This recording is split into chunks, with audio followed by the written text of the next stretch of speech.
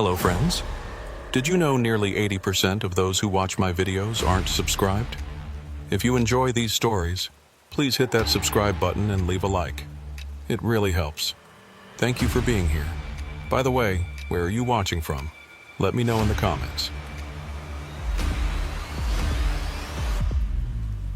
When I first heard about Whisper Ridge, I had been working in Appalachian locations for 11 years. That's longer than many truckers have spent on these mountain roads. Long enough to know which hills will burn out your brakes, which truck stops water down their diesel fuel, and which dispatchers aren't telling the truth when they say a route is easy. The mountains never forgive mistakes, and they certainly don't care how many years you've been driving a truck. I picked up the load in Asheville on a Tuesday in October. Automotive parts headed to a distribution center outside Beckley, West Virginia. A standard load, nothing special. It was the kind of haul I could manage half asleep, which was good because I'd been dealing with a blown tire outside Knoxville since 4 that morning. My dispatcher, a woman named Carol, who'd been routing trucks since before I was born, called me around noon. Her voice crackled through the phone with that particular brand of exhaustion that comes from spending too many years in a windowless office. "Got a load for you, Decker," she said. "Asheville to Beckley. Should be a milk run." I was finishing up a lukewarm coffee at a pilot outside of Bristol when she called. The coffee tasted like it had been sitting on the burner since the Carter administration, but it was hot and it was caffeinated, which was all that mattered. "What's the timeline?" I asked. "Pick up at 1600. Delivery by 0800 tomorrow. You'll have plenty of time." I did the math in my head. Asheville to Beckley was roughly 250 miles, give or take. With the mountain roads, figure maybe 6 hours of actual driving, plus mandatory breaks. It was tight, but doable. "Weather?" I asked. There was a pause on the other end. Carol was shuffling papers, probably looking at 3 different loads while talking to me. "Clear tonight. Might get some fog in the higher elevations, but nothing you can't handle." "All right, send me the details." "Already in your system. And Decker?" Her voice changed slightly, got a little quieter. "Take the main route. Don't let your GPS talk you into any shortcuts." It was an odd thing to say. Carol wasn't the type to mother hen her drivers. In 11 years, she'd never once told me which route to take, only where to go and when to be there. "Something I should know about?" I asked. Another pause, longer this time. "Just take the main route. Adds maybe 20 minutes, but it's better road. Trust me on this one." I wanted to ask more, but a truck driver's relationship with his dispatcher is a delicate thing. You don't question them too much, and they don't give you the worst loads. It's an unspoken agreement. "Copy that," I said. "Main route it is." She hung up without saying goodbye, which wasn't unusual. Carol had probably 3 more calls to make before she could even think about taking a lunch break. I finished my coffee and climbed back into my truck. It was a 2015 Peterbilt 579, dark blue, with just enough miles on it to be broken in but not beaten down. I'd bought it used 3 years ago from a driver who was retiring, and it had been good to me. The engine was solid, the cab was comfortable, and most importantly, it had never left me stranded on the side of the road. The drive to Asheville was uneventful. Interstate 40 through the Smokies is one of the prettier stretches of highway in the country, if you're the type to notice that sort of thing. I'm not usually. When you drive for a living, scenery becomes background noise. But that day, for some reason, I found myself actually looking at the mountains as I passed through them. They were old, these mountains. Not like the Rockies out west, all jagged and dramatic. The Appalachians were worn down, rounded by time and weather. They had a weight to them, a presence that you could feel even from the highway. Dense forests climbed their slopes. trees packed so tight in places that you couldn't see more than a few yards into them. I got to the warehouse in Asheville a little before 4. The place was exactly what you'd expect. A massive metal building with a couple dozen loading docks, forklifts buzzing around like angry bees, and dock workers who looked like they'd rather be literally anywhere else. A guy named Tommy checked me in. He was maybe 25, with the kind of scraggly beard that said he was trying to look older than he was. "You're headed to Beckley?" he asked, glancing at his clipboard. "That's the plan. Long haul for a Tuesday night. Not my first rodeo." He nodded and went back to his paperwork. 20 minutes later, I was loaded up and ready to roll. Automotive parts, like Carol had said. The load was decent weight, probably 35,000 pounds, but nothing my truck couldn't handle. I pulled out of the warehouse at 4:30, which put me right on schedule. The sun was starting to sink toward the western ridges, painting the sky in shades of orange and pink. In another couple of hours, it would be full dark. The route Carol had sent me was straightforward enough. Take Highway 19 north out of Asheville, catch Interstate 26 through the mountains, then pick up various state routes that would eventually dump me onto Highway 19 again, which would take me straight into Beckley. The whole trip formed a rough arc through the heart of the Appalachians. I programmed the route into my GPS and settled in for the drive. The first hour was easy. The roads were good, traffic was light, and my truck was running smooth. I had the radio tuned to a classic rock station out of Asheville, and they were playing all the hits. Skinnerd, ZZ Top, the Eagles. The kind of music that makes long drives go faster. But as I climbed higher into the mountains, the station started to fade. First, it was just a little static, then more, until finally all I could hear was the occasional burst of music fighting through the white noise. I scanned through the dial, but everything up here was either religious programming or country music that was just a little too twangy for my taste. I shut the radio off and drove in silence. That's when I started to notice the fog. It came in gradually, the way it usually does in the mountains. First, just wisps of it, thin tendrils reaching across the road like fingers. Then thicker patches that my headlights turned into solid walls of white.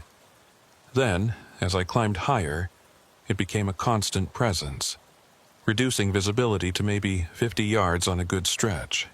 I slowed down. No sense in being stupid about it. The last thing I needed was to come around a blind curve and plow into a broken-down car, or a deer frozen in my headlights.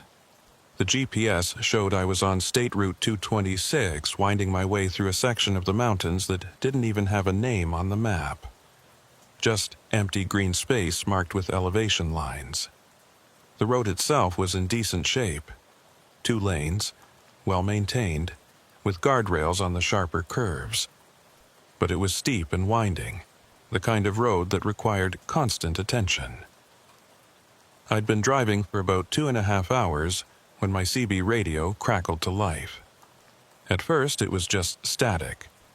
I'd had the CB off since leaving Asheville. Not many trucks on these back roads, and I wasn't in the mood for chatter anyway. But it had turned itself on somehow, which wasn't entirely unusual. Old CBs sometimes picked up stray signals, especially in the mountains. I reached over to turn it off, but before I could, I heard something. A voice. Or at least I thought it was a voice. It was hard to tell through the static. Just a low sound, almost like someone breathing into the microphone. "Hello?" I said into the receiver, more out of habit than any real expectation of a response. The static continued for a moment, then seemed to fade slightly. In the gap, I could hear what sounded like wind, not the clean sound of wind through trees, but something else, something that made me think of tunnels, of enclosed spaces. "This is Decker on 226 northbound," I said, trying again. "Anyone out there?" Nothing but that wind tunnel sound. Then, just as I was about to give up and shut the thing off, I heard it. A single word. barely audible through the static. 74. I stopped breathing, just for a second, because the voice, if it was a voice, didn't sound right. It was too flat, too monotone, like someone reading a number off a list without any inflection or emotion. "Say again," I said into the radio. "You're breaking up." 74. Same word, same flat delivery. I checked my speedometer instinctively, even though I knew I was only doing about 45 on these curves. The number meant nothing to me. "What's at 74? I asked. But the static had returned, thick and impenetrable. I tried a few more times to raise whoever it was, but got nothing. Finally, I shut the CB off and focused on the road. Mile marker 74 showed up about 15 minutes later. I wouldn't have even noticed it if I hadn't been looking.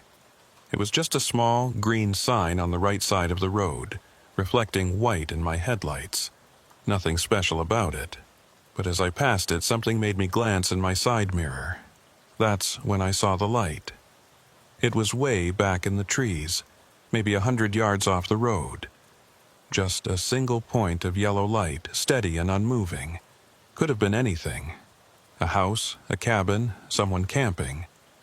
The mountains were full of people who lived off the grid, in places you couldn't reach except by foot or four-wheeler. But something about it bothered me. Maybe it was the radio voice still echoing in my head. Maybe it was just the fog and the isolation getting to me. But I found myself pressing a little harder on the gas, wanting to put some distance between me and that light. I drove for another 20 minutes before I realized I needed to pull over. Not because I was tired. The opposite, actually. I was wide awake, every nerve ending firing. But my hands were cramping from gripping the wheel too tight, and I needed to stretch my legs. There was a small pullout coming up, just a widening in the shoulder where the road crew probably parked their trucks when they were working on this stretch. I eased my truck into it and shut off the engine. The silence was immediate and total. No other cars, no wind, nothing. Just the tick, tick, tick of my engine cooling down and the soft patter of moisture dripping from the trees. I sat there for a minute, trying to shake off the weird feeling that had been building since I heard that voice on the CB. It was nothing, just a stray transmission, maybe from a highway patrol officer calling out a mile marker on some other road. The mountains did funny things to radio signals. I grabbed my flashlight from the door pocket and stepped out of the cab. The fog was thick enough that I could barely see the front of my truck.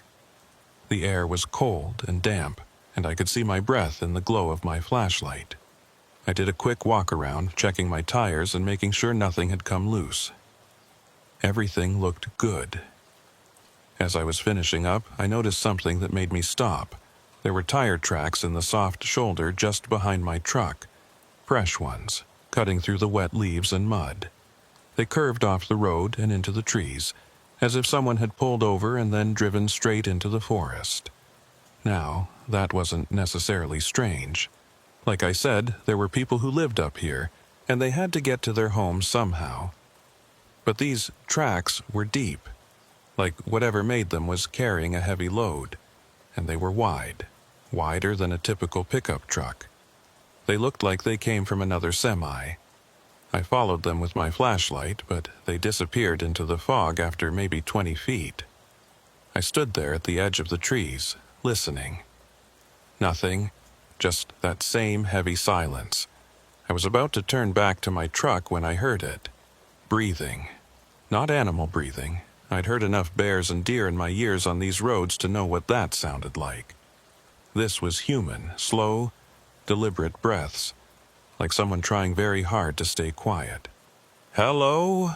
I called out, shining my flashlight into the trees. The breathing stopped. I waited, every muscle in my body tense. My hand found the heavy maglite on my belt, the one I kept for emergencies.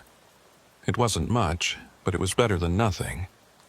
"I know someone's there," I said, trying to sound more confident than I felt. If you need help, I've got a CB. I can call for someone. Nothing. Just the soft drip of water from the leaves. I stood there for what felt like 10 minutes, but was probably only one. Then, from somewhere deep in the forest, I heard a sound that made my blood run cold. It was the CB radio voice. That same flat, emotionless tone. But this time it wasn't coming through a speaker. It was coming from the woods. 74.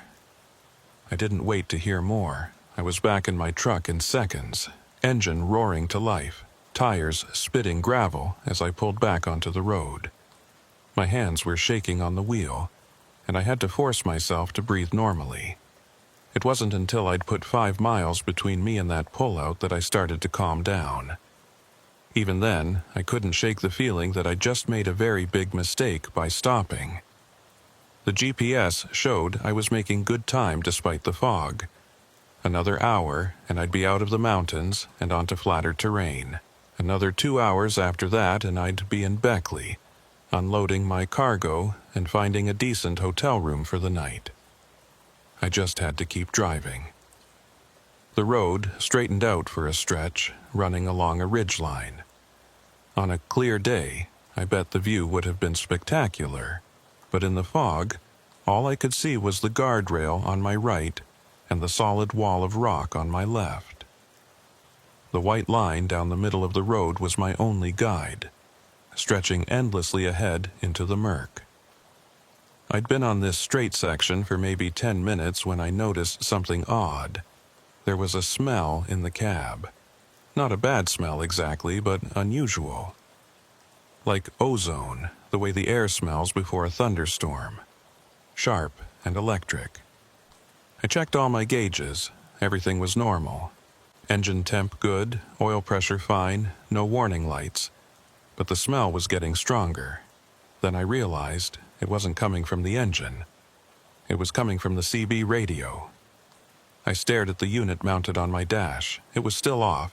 I'd shut it off after hearing that voice, and I was certain I hadn't turned it back on. But as I watched, the little green power light flickered once, twice. Then the static started. It was quiet at first, barely audible over the engine. But it grew louder, that familiar crackle and hiss of empty airwaves. I reached over to shut it off completely, to pull the power connection. But before I could, the static resolved into that voice again. 74. I yanked the power cord out of the socket. The radio went dead, the green light fading to black. But the voice continued. 74, 74, 74. It wasn't coming from the radio anymore. It was coming from behind me, from the sleeper cab. I've driven trucks long enough to know that your mind can play tricks on you during night hauls. The isolation, the monotony, the fatigue, it all adds up. I've had moments where I could have sworn I saw someone standing on the side of the road, only to realize it was just a mailbox or a stump. I've heard voices on the CB that turned out to be nothing but static patterns that my tired brain interpreted as speech.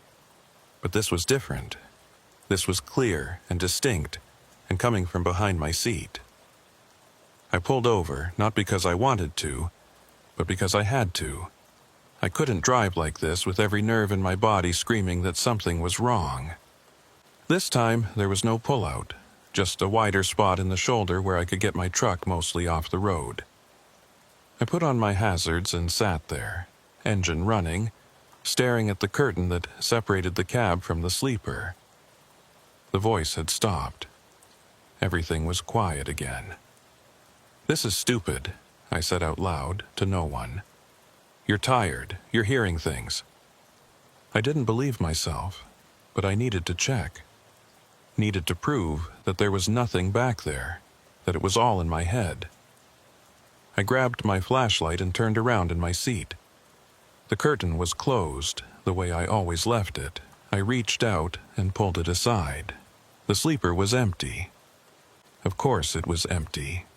Just my bunk, neatly made, and the small amount of personal gear I kept back there. A duffel bag with a change of clothes. A paperback book I'd been meaning to read. a picture of my ex-wife that I kept forgetting to throw away. Nothing unusual, nothing out of place.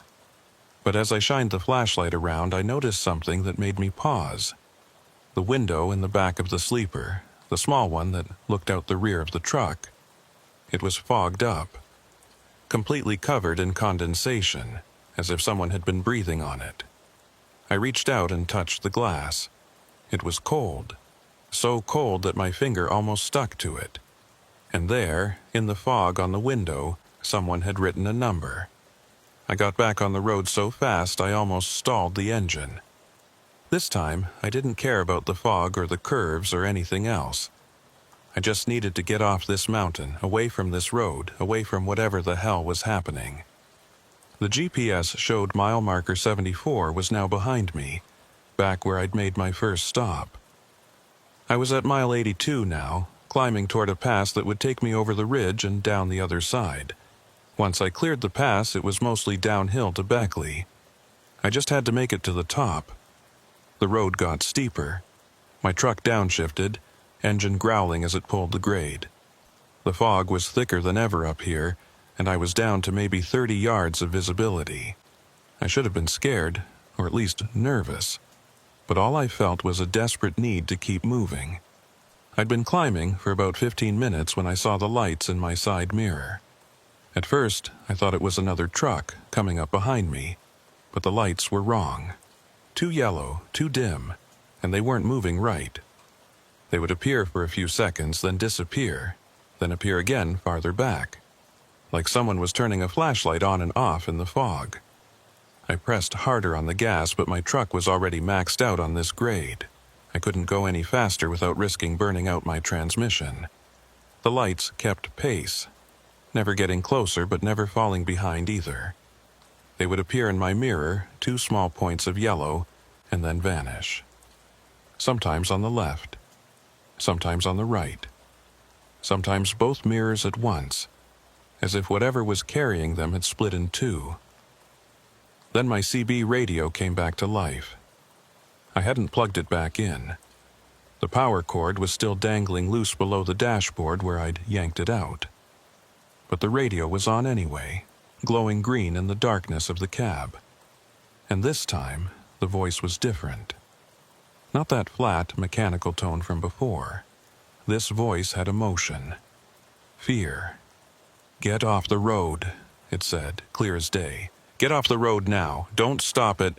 Static swallowed the rest. I grabbed the microphone even though I knew it wouldn't work without power. "Who is this?" I shouted into it. "What's happening?" The static cleared for just a moment, and I heard what sounded like wind.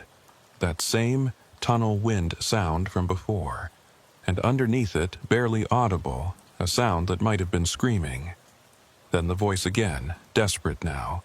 "Don't stop, don't stop, don't stop at 74, don't." The radio exploded. Not literally, but close enough. Sparks shot out of the speaker and smoke began pouring from the unit. I yanked my fire extinguisher from its mount and sprayed the radio until the smoke stopped. The cab smelled like burning plastic and ozone. I looked up just in time to see the curve. I'd been so focused on the radio that I'd let the truck drift toward the center line. Now, I was heading straight for the rock face on the left side of the road. I cranked the wheel hard right, feeling the truck lean as it responded. Too hard. The trailer swung wide, and for a terrible second, I felt the wheels on the right side lose contact with the pavement. I was going over the edge. Time did that thing it does in moments like this where everything slows down and you become hyper-aware of every detail. I could see the guardrail coming up in my headlights, old and rusted. I could feel the exact moment when my truck's momentum shifted from controllable to not. I could hear the metal shrieking as the guardrail caught my trailer and held. The truck stopped. I was angled across both lanes, my trailer partly over the edge, but I'd stopped. I sat there, hands still death gripping the wheel, and tried to remember how to breathe. It took me 5 minutes to get the truck straightened out and back fully on the road. The trailer had some scrapes along the side, and I'd probably need to replace some running lights, but overall, I'd gotten lucky. Incredibly lucky. I pulled forward slowly, checking every few seconds to make sure the truck was responding normally. Everything seemed okay. The engine was fine, the steering was fine, the brakes were fine. I just needed to keep driving. Forget about the lights in the mirror, forget about the voice on the radio, forget about the number on the window. Just drive until I reached Beckley and daylight and other people. That's when I saw the sign. It was on the right side of the road, partially hidden by fog. An old wooden sign, the kind that local fire departments used to mark rural roads before the county came through with official markers. Whisper Ridge Road, it said, mile 74. I stared at it as I drove past. That was impossible. I'd already passed mile 74. I'd been climbing for the past 20 minutes, had to be at mile 85 or 90 by now. There was no way I could be back at 74. But there it was. I checked my GPS. The little blue dot showing my position was exactly where it should be, moving steadily northeast along my programmed route. According to the GPS, I'd never gone backward. I was right on schedule. But the sign said different. I kept driving. What else could I do? But I couldn't stop my eyes from flicking to the side mirror, checking for those lights. They were gone now, or at least I couldn't see them through the fog. The road began to level out. I'd reached the pass, was starting my descent down the other side. The fog was clearing slightly and I could make out the shapes of trees on either side of the road. That's when I noticed the truck on the shoulder. It was another semi, maybe a quarter mile ahead, hazard lights blinking in the fog. As I got closer, I could see it was an older model Freightliner. Dark green, with some kind of logo on the door that I couldn't quite make out. I slowed down, pulling alongside it. The truck looked abandoned. No lights on in the cab, no sign of movement. But the engine was running. I could hear it idling, could see the wisp of exhaust from the stack. I pulled in front of it and stopped, leaving my own truck running. This was probably a mistake.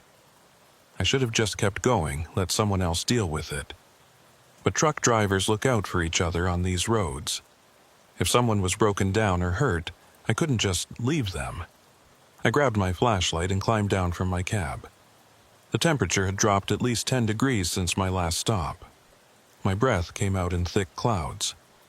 I walked back toward the other truck, playing my flashlight over it. The trailer was definitely loaded. I could tell by the way the suspension sagged. Whatever was in there was heavy. "Hello?" I called out. "Anyone need help?" No answer. I walked around to the driver's side and shined my light up at the cab. The door was closed, but I could see through the window. The cab was empty. Not just empty of people, empty of everything. No trash in the cup holders, no paperwork on the dash, no CB radio, no GPS. It was like someone had stripped everything out except the steering wheel. But the truck was running. The engine was running and the lights were on, and the hazards were blinking. I tried the door, locked. I walked around to the passenger side, also locked. That's when I noticed the trailer doors. They were slightly open, swaying gently in the breeze. I could see the chain was hanging loose, the lock missing. Every instinct I had was screaming at me to get back in my truck and drive away. But I needed to know, needed to see. I walked to the back of the trailer and pulled one of the doors open wider. My flashlight beam cut through the darkness inside, illuminating nothing. The trailer was empty. Completely empty. Not even the normal debris you'd find in a used trailer. No broken pallets, no straps, no cardboard. Just bare metal walls and floor. Except for one thing. There was writing on the inside of the door, scratched into the metal like someone had used a knife or a nail. I had to lean in close to read it in the glow of my flashlight. Turned back at 74 too late. They're in the fog. Below that, scratched so deep the metal was curled up at the edges. Don't stop. I stepped back from the trailer, my flashlight hand shaking. I turned to head back to my truck and froze. There was someone standing between me and my cab. I couldn't see details through the fog, just a dark shape, human-sized, perfectly still. "Hey," I said, trying to keep my voice steady. "Your truck running okay? Engine's still on." The shape didn't move, didn't respond. I took a step to the left, trying to get around them. The shape mirrored my movement, staying between me and my truck. "Look, I don't want any trouble," I said. "I'm just trying to—" The shape moved then, and I saw it clearly for just a second as it stepped into the beam of my flashlight.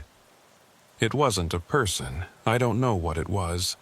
It had the rough shape of a person, 2 arms, 2 legs, a head. But the proportions were wrong. The arms too long, hanging past where knees should be. The head tilted at an angle that no human neck could manage. And it was wet. Not like it had been caught in rain, but like it had just climbed out of water. Liquid dripped from it, pattering onto the pavement. It opened what might have been a mouth, and that voice came out. That flat, mechanical voice from the CB, 74. I ran. Not back to my truck. That thing was between me and it. I ran forward, along the shoulder, into the fog. Behind me, I could hear wet footsteps slapping against the pavement, keeping pace. I don't know how long I ran. Could have been 30 seconds. Could have been 5 minutes. The fog was so thick I couldn't see more than a few feet ahead. I just kept moving. My boots pounding against the shoulder, my breath coming in ragged gasps. Then I burst through the fog and found myself on the road again. My truck was right there, maybe 20 yards ahead. I could see it clearly now, hazard lights blinking. I didn't question it. I just ran for the cab, yanked the door open and threw myself inside. I slammed the door and locked it, then punched the button to lock all the doors. I sat there, gasping for breath, waiting for something to happen. For that thing to appear in my headlights or scratch at the door, or do whatever the hell it was going to do. But nothing came. I looked in my mirrors. The other truck was gone. Just empty road stretching behind me into the fog. I put my truck in gear and drove. Slowly at first, then faster as my nerves steadied. I didn't see anything else on the road. No lights in the mirror, no shapes in the fog, nothing. The mile markers counted up. 83, 84, 85, I'd made it past 74. For real this time, I could feel it. The fog began to clear as I descended the far side of the pass. By the time I hit mile marker 90, I could see stars through gaps in the clouds. Real, normal stars. I drove for another hour in silence, checking my mirrors every few seconds, but there was nothing behind me except empty road. The shaking in my hands gradually subsided. My breathing returned to normal. By the time I reached the Beckley Distribution Center, the sun was starting to rise. Pink and orange light was spreading across the sky, burning away the last of the fog. I could see the industrial buildings of the city ahead, could smell diesel and asphalt and all the normal smells of the civilization. I'd never been so happy to see a loading dock in my life. The dock manager at the Beckley Distribution Center was a guy named Frank Briggs. I'd delivered to this location maybe a dozen times over the years, and Frank was always the same. Gruff, efficient, more interested in getting trucks unloaded than in small talk. Which was fine by me. I wasn't in the mood for talking. "You look like hell," Frank said as I handed him the paperwork. "Long night," I said. He grunted and initialed the forms. "Bay 7. Should have you out of here in 30. I backed my trailer into Bay 7 and killed the engine. While Frank's crew unloaded my cargo, I sat in the cab and tried to process what had happened on Whisper Ridge. The rational part of my brain, the part that had kept me alive for 11 years on these roads, wanted to explain it all away. I'd been tired, driving through heavy fog on an unfamiliar road. I'd let Carol's weird warning about taking the main route get into my head, and then the strange CB transmissions had amplified my anxiety. The rest was just my exhausted mind playing tricks. The writing in that abandoned trailer? Could have been from any time. Truckers sometimes scratched messages into trailers. Usually jokes or complaints about dispatchers, but sometimes darker things. Maybe that particular trailer had been involved in something bad, and some previous driver had scratched that warning. The thing I'd seen. Fog does strange things to light and shadow. Probably just a person, maybe homeless or high on something wandering around that pullout. The wet appearance could have been rain, or maybe they'd been washing something. The weird proportions, just my imagination, amplified by adrenaline and fear. The GPS anomaly, the repeating mile markers, equipment malfunction. Happens all the time, especially in mountains where satellite signals get wonky. I had explanations for everything, but I didn't believe a single one of them. "All done," Frank said, knocking on my cab door. "You sticking around or heading back out?" I checked my watch, 6:30 a.m. Carol would probably have another load for me by afternoon, but I needed sleep first. Real sleep, not the fitful half-dozing I sometimes did in truck stop parking lots. "Got a decent motel around here?" I asked. "There's a Best Western about 3 miles up the road. Clean, quiet, won't rob you blind." "Perfect, thanks, Frank." I pulled out of the distribution center and found the motel. By 7 a.m., I was checked in, showered, and lying on a bed that felt like heaven compared to my truck's sleeper. I should have crashed immediately. I was exhausted, running on maybe 3 hours of sleep in the past 36 hours. But every time I closed my eyes, I saw that thing standing in the fog. Those 2 long arms, that impossible angle of its head. Finally, around 8:30, I gave up on sleep. I grabbed my laptop from my truck and went back to my room. If I wasn't going to sleep, I might as well do some research. I started with the obvious, Whisper Ridge and Mile 74. The first few pages of results were useless. Tourism sites for the region, hiking trail information, a historical society page about mining in the Appalachians. Nothing relevant. I tried Whisper Ridge accidents and got more hits. There were several articles about trucking accidents in the region over the years. A jackknifed semi in 2015. A fuel tanker that went over an embankment in 2008. A head-on collision in 2003 that killed 4 people.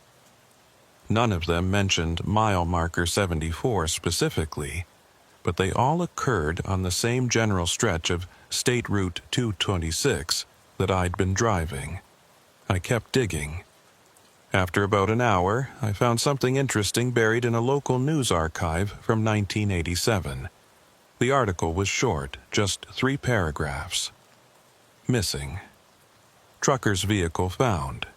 The vehicle belonging to Richard Mason, 43, of Bristol, Tennessee, was discovered Thursday on State Route 226 near mile marker 74. Mason had been reported missing by his employer after failing to complete a delivery to Beckley, West Virginia. The tractor-trailer was found idling on the shoulder with its hazard lights on. Mason was not in the vehicle, and an initial search of the surrounding area found no sign of him. "It's like he just got out and walked away," said State Police Trooper William Hardy. His personal effects were still in the cab. No sign of struggle or foul play. We're continuing the investigation. I read the article 3 times. Then I searched for Richard Mason's name. Nothing. No follow-up articles, no obituary, no resolution to his disappearance. He'd simply vanished into the archives, another unsolved mystery in a region full of them. I found 2 more similar cases. In 1993, a trucker named Dale Archer disappeared under identical circumstances. Truck found running on 226. Driver gone. In 2001, a driver named Marcus Cole. Same story, all near mile marker 74. I sat back from my laptop, feeling cold despite the room's heating. 3 disappeared truckers over 15 years, maybe more if I kept digging, all on the same stretch of road. My phone rang. It was Carol. "Morning, Decker," she said. "Frank said you delivered clean. You available for another run?" "Yeah," I said, still staring at my laptop screen. "What have you got?" "Nothing until Monday, light week. You can head back to Bristol if you want, or stick around Beckley. Your call." "Carol," I said, "last night, when you told me to take the main route, what was that about?" There was a long pause on the other end. "Just safer road conditions," she finally said. "Bullshit." Another pause. When she spoke again, her voice was lower, like she didn't want anyone in her office to hear. "I've been routing trucks for 32 years, Decker. Some roads, they just have a feel to them. You get what I'm saying?" "No," I said, even though I did. "Look, I've had drivers go up that section of 226, and some of them come back different. Rattled. One guy quit the industry entirely, went to work at a hardware store.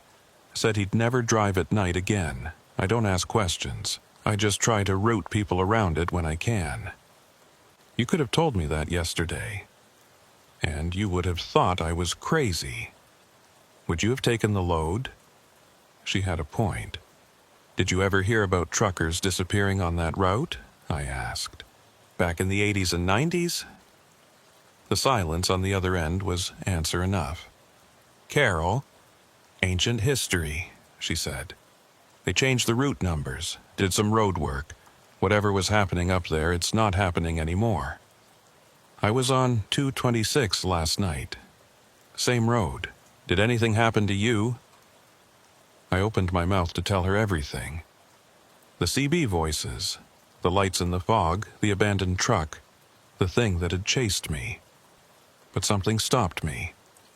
Maybe the same instinct that had kept me quiet when she'd warned me yesterday. "No," I said. "Nothing happened. Just some heavy fog." "There you go. Like I said, ancient history. Get some rest, Decker. I'll have something for you Monday morning."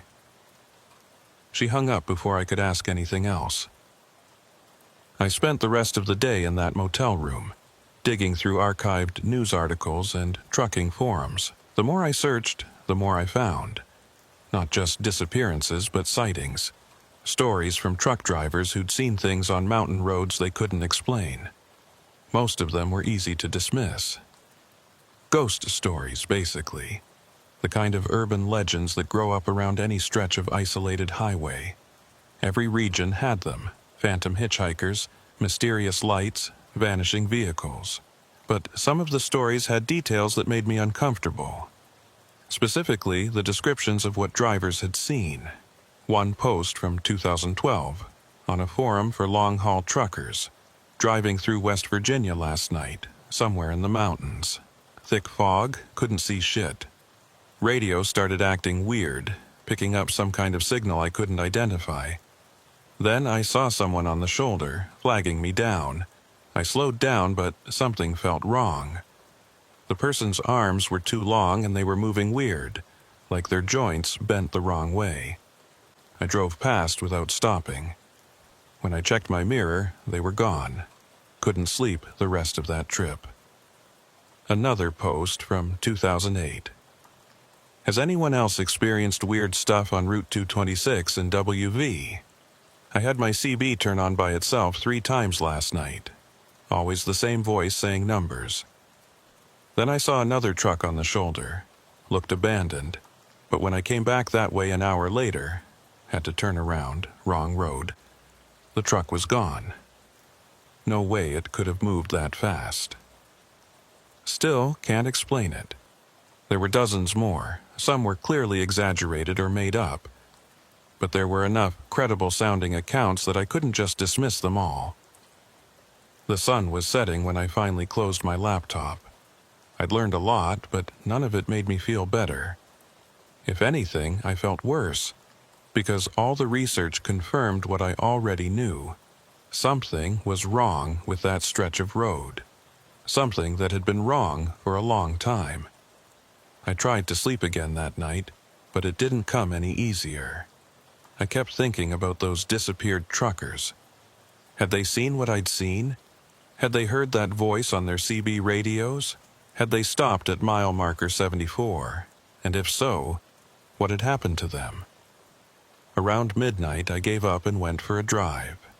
Not far, just around Beckley. I needed to clear my head, needed to see normal streets and normal people and normal things. I was stopped at a red light downtown when I noticed the truck stop across the intersection. It was a small, independent place, not part of any chain. The kind of stop that local truckers used when they didn't want to deal with the crowds at the bigger facilities. On impulse, I pulled in. The parking lot was mostly empty. Just 3 other trucks, all dark and presumably sleeping.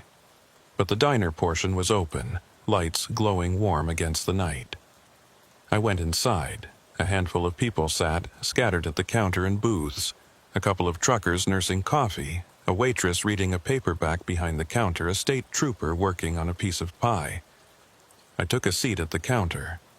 The waitress, a woman in her 50s with tired eyes and a kind smile, brought me coffee without asking. "You eating or just drinking?" she asked. "Just coffee, thanks." She nodded and went back to her book. I sat there for a while, letting the warmth and the normalcy seep into me. This was real. This diner, this coffee, these people. What had happened on Whisper Ridge, that wasn't real, couldn't be real. "You look like you've had a rough one." I looked over. The state trooper had moved from his booth to the stool next to mine. He was younger than I'd thought, maybe early 30s, with the clean-cut look of someone who took his job seriously. "Long haul," I said. "Just got in this morning." "Where from?" "Asheville." He nodded, taking a sip of his coffee. "That's a rough drive in the dark, especially this time of year with the fog." "You work this area?" I asked. "State Route 226 mostly, that whole stretch through the mountains." He extended his hand. "Trooper Wyatt Tate." I shook his hand. "Decker." "Well, Decker, if you came in from Asheville last night, then you probably know that road better than you want to by now." "You could say that." He studied me for a moment. "Run into anything unusual up there?" The question caught me off guard. The way he asked it wasn't casual. There was weight behind it. "Why do you ask?" Tate shrugged. "We get reports sometimes. Drivers seeing things, experiencing equipment malfunctions. Usually around..." He trailed off, seeming to reconsider what he was about to say. "Around mile marker 74, I finished." His expression didn't change, but something flickered in his eyes. Recognition, maybe, or concern. "You experienced something," he said. It wasn't a question. I told him. Not everything. I left out the thing that had chased me, because saying it out loud would have sounded insane. But I told him about the CB voices, the repeating mile markers, the abandoned truck that vanished. Tate listened without interrupting. When I finished, he was quiet for a long moment, staring into his coffee. "How long have you been with state police?" I asked. 8 years, 5 of them on that mountain road. "So you know." "I know that stretch of road has more reported incidents than any other in the state," he said carefully. "Equipment failures, disorientation, claims of missing time. We've investigated all of them. And we've never found any evidence of criminal activity or natural phenomena that would explain the reports." He met my eyes. "That doesn't mean nothing's happening. It just means we can't explain what is." "What about the missing truckers?" I asked. "I found articles about 3 disappearances, all near mile 74. Richard Mason in 1987, Dale Archer in 93, Marcus Cole in 2001. Tate's jaw tightened. Those cases are still open, technically, but you don't expect to solve them.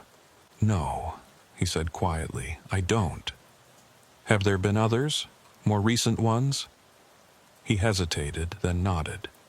2 that I know of, both within the past 5 years. No bodies found, no evidence at the scenes, just empty trucks. Jesus. The department's official position is that these are voluntary disappearances. People wanting to start over, faking their own deaths. It happens. He took another sip of coffee. But I've been up there at night, Decker. I've driven that road maybe 1,000 times, and I can tell you there's something wrong with it. What do you think it is? I don't know. My grandfather used to say the Appalachians are old, older than people. And some places up in those mountains, they're not meant for us. We build roads through them, cut tunnels, put up our signs and lights. But that doesn't change what those places are underneath. That's not very scientific. No, he agreed. It's not. But science hasn't given me a better explanation. The waitress came by with the coffee pot, refilling both our cups. Tate waited until she'd walked away before speaking again. You planning to drive 226 again? He asked. Not if I can help it. Good, because my advice, completely unofficial, just one guy to another, is to stay away from that section of road, especially at night, especially around mile marker 74. I wasn't planning on going back. See that you don't. He stood up, leaving a few bills on the counter. Be safe out there, Decker. He left, and I sat alone at the counter, finishing my coffee. Through the window, I could see his patrol car pulling out of the lot, heading back toward the mountains. I thought about what he'd said, about the mountains being old, about some places not being meant for people. It was the kind of thing you'd expect to hear from some superstitious local, not from a state trooper. But he'd been serious. Completely serious. I paid for my coffee and went back to the motel. This time, exhaustion finally caught up with me, and I slept. No dreams, or at least none that I remembered. I spent the weekend in Beckley, avoiding the mountains and trying to convince myself that I'd overreacted to a stressful drive. By Sunday afternoon, I'd almost succeeded. Then Carol called with a load.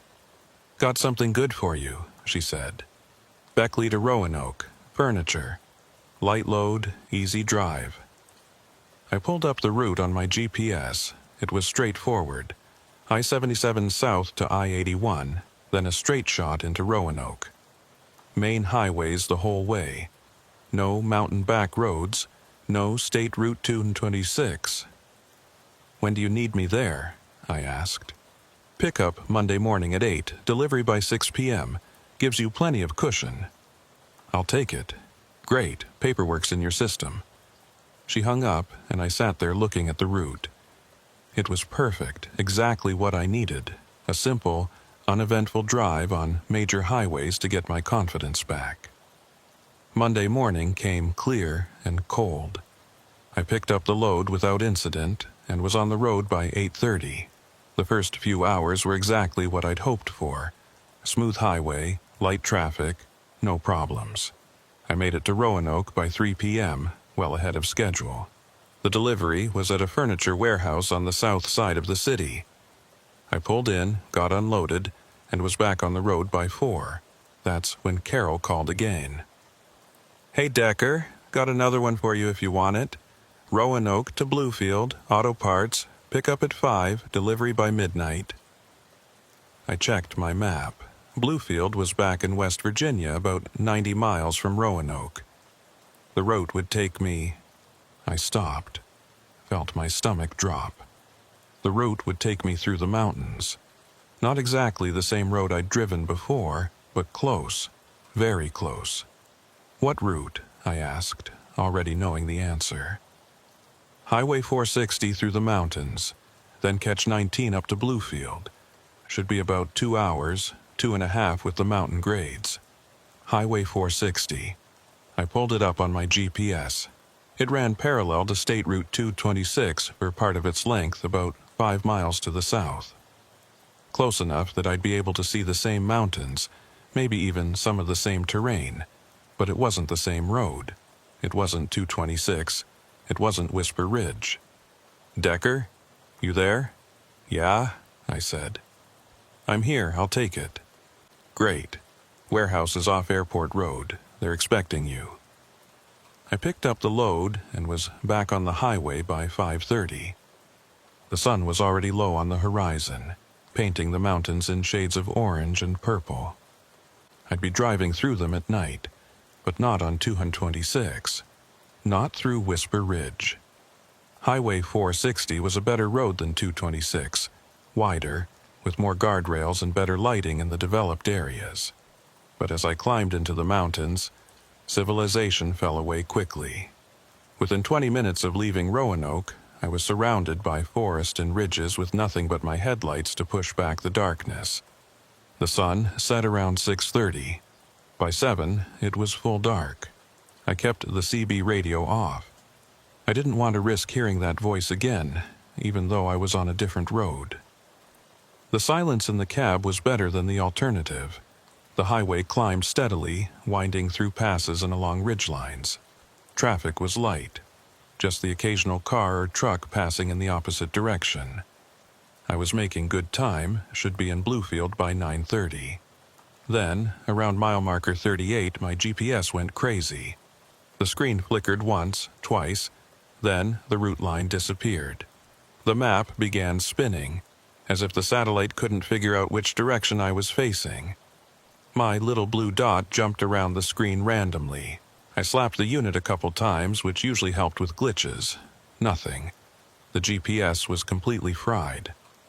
"God damn it," I muttered. But it was fine. I didn't need GPS for this. Highway 460 was a straight shot through to Bluefield. Just follow the signs, keep going east, couldn't get lost. Except there were no signs. I'd been driving for 10 minutes since the GPS died, and I should have passed at least 2 or 3 highway markers. But the road was empty of signs. No mile markers, no highway shields, nothing. I told myself not to panic. Mountain roads sometimes went long stretches without signage, especially the older sections. And my headlights could easily miss signs that were set back from the road or partially hidden by trees. But I couldn't shake the feeling that something was wrong. The road began to narrow.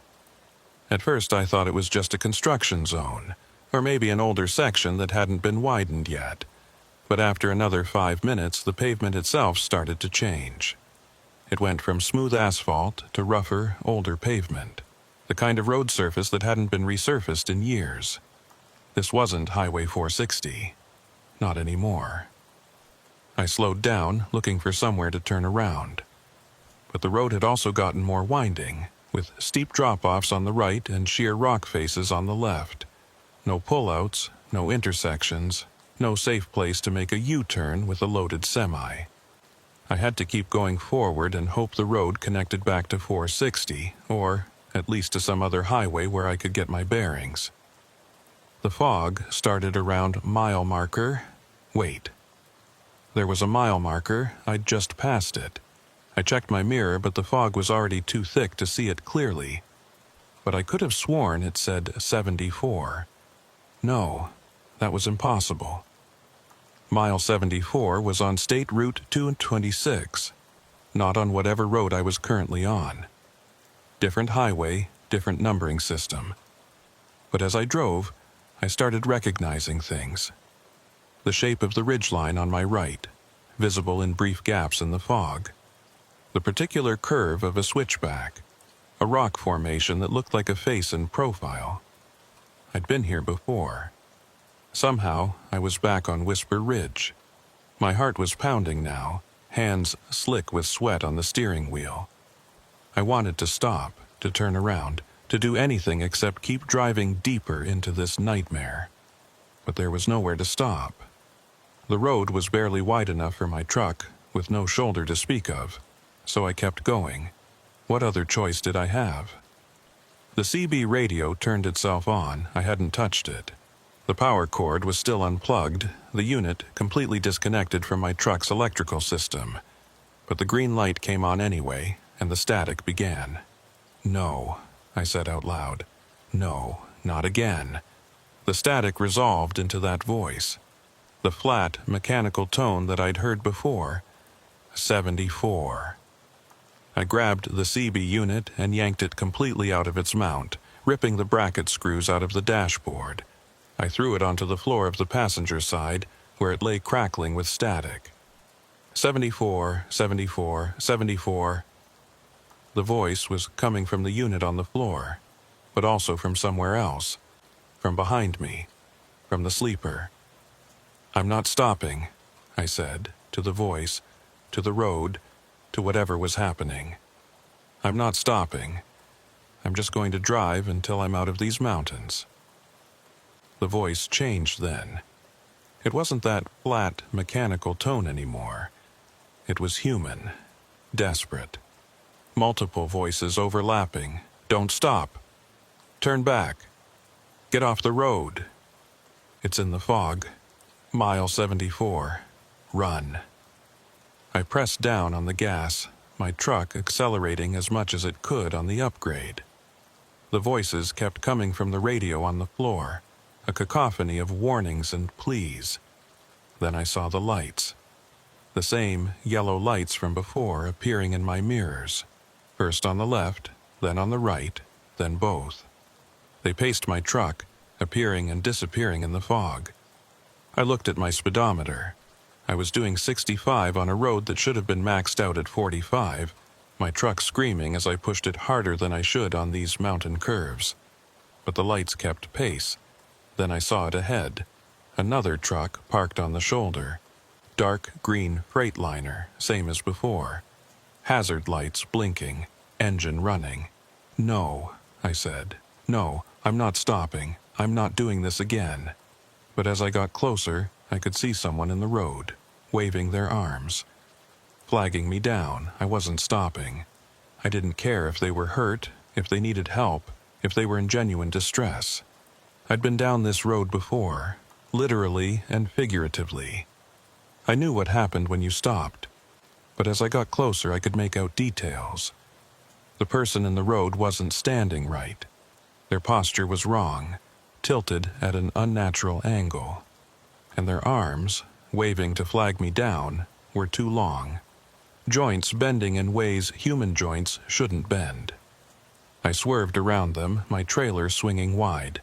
In my mirror, I saw the figure turn to follow my movement, and for just a second, my headlights illuminated its face. Except it didn't have a face. Just smooth, wet skin where features should have been. I drove faster, the truck protesting as I pushed it past safe speeds for these conditions. The voices on the radio got louder, more frantic. 74, 74, 74. The fog got thicker, reducing visibility to almost nothing. I was driving blind, trusting that the road would be where I expected it to be, that I wouldn't hit a broken-down car or a fallen tree or another one of those things. Then, through the fog, I saw something that made me hit the brakes. There was writing on the road, not painted, carved, deep grooves in the asphalt, forming letters that were each 3 feet tall. Turn back. I stopped. I couldn't help it. My truck sat idling in the middle of the road, my headlights illuminating those carved words. Behind the first message there was more. Mile 74. They come in the fog. Don't let them touch you. The words extended up the road as far as I could see into the fog. Dozens of them. Hundreds, maybe. The lights appeared around my truck now, not in the mirror but outside, surrounding me. Yellow points of illumination in the fog, bobbing and weaving like they were carried by things that were walking. The voices on the radio reached a crescendo, all of them screaming the same thing. Run, run, Run, run, run. I put the truck in gear and drove, right over the words carved in the road, feeling the thump, thump, thump as my wheels crossed each letter. The lights followed, keeping pace no matter how fast I went. Something hit the side of my trailer, a wet, meaty thump that reverberated through the whole truck. Then another, then several at once, like multiple objects slamming into the trailer walls. I didn't look in the mirrors. I didn't want to see. The road began to descend. I was going downhill now, gravity helping my truck pick up speed. The fog started to clear slightly and I could see farther ahead. There was a bridge coming up. Old stone construction, single lane, probably built 100 years ago and never upgraded. Under normal circumstances, I would have slowed to a crawl to cross it safely. But these weren't normal circumstances. I hit the bridge at 70 miles per hour, feeling the old stones groan under my truck's weight. The whole structure shook. I was certain it would collapse, that I'd plunge into whatever ravine or river it was spanning. But the bridge held, and when I came off the other side, the fog was gone. Just like that. 1 second I was driving through the thickest fog I'd ever seen, and the next I was on a clear mountain road under a sky full of stars. No fog, no lights following me, no voices on the radio. I looked in my mirrors. The bridge was still visible behind me, old stone arches spanning a deep gorge. But the fog stopped at the bridge, as if hitting an invisible wall. Beyond it, I could see those yellow lights, dozens of them, clustered at the far end of the bridge but not crossing. I kept driving, not slowing down until I'd put 5 miles between me and that bridge. When I finally eased off the gas, my hands were shaking so badly I could barely hold the wheel. I pulled into the first pullout I found and sat there, engine idling, trying to get my breathing under control. My whole body was shaking now, adrenaline crash hitting me hard. I checked the time.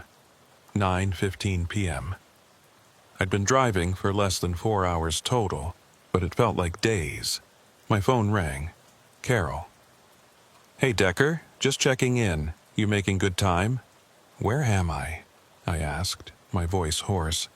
"What do you mean? You should be on 460, maybe 30 miles out of Bluefield." I looked at my GPS. It had rebooted itself and was showing my position.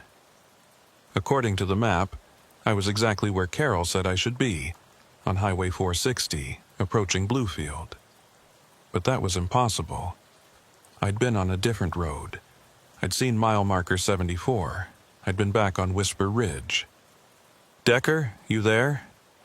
"Yeah," I said. "I'm here. I'm fine. Just had some GPS trouble." "Well, you're making good time. Should have you in Bluefield by 10. "Right, yeah. I'll call you when I deliver." I hung up and sat there, staring at the GPS. It showed Highway 460. It showed I'd never left Highway 460. According to my truck's electronic log, I'd been driving a steady 60 miles per hour for the past 3 hours. No stops, no deviations. But I had deviated. I'd been somewhere else. I'd seen things. I got out of the truck to check the trailer. In the light of my flashlight, I could see them. Dozens of wet handprints on the trailer walls. Some were human-sized, some were much larger. All of them had too many fingers. I stood there, staring at those prints, and for the first time in my adult life, I considered just walking away, leaving the truck, the load, the whole career behind. Calling a taxi to take me to the nearest airport and flying somewhere, anywhere, that wasn't these mountains. But I didn't.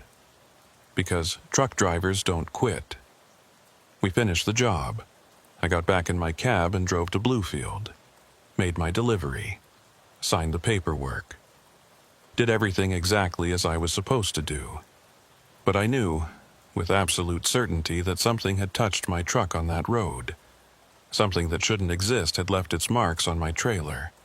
And somewhere in these mountains, there was a mile marker with the number 74, and something terrible waited there in the fog. I took a week off after the Bluefield run. Told Carol I needed to deal with some personal stuff, which wasn't entirely a lie. What I was really dealing with was the question of whether I could keep doing this job. I'd been a trucker for 11 years. It was all I knew how to do.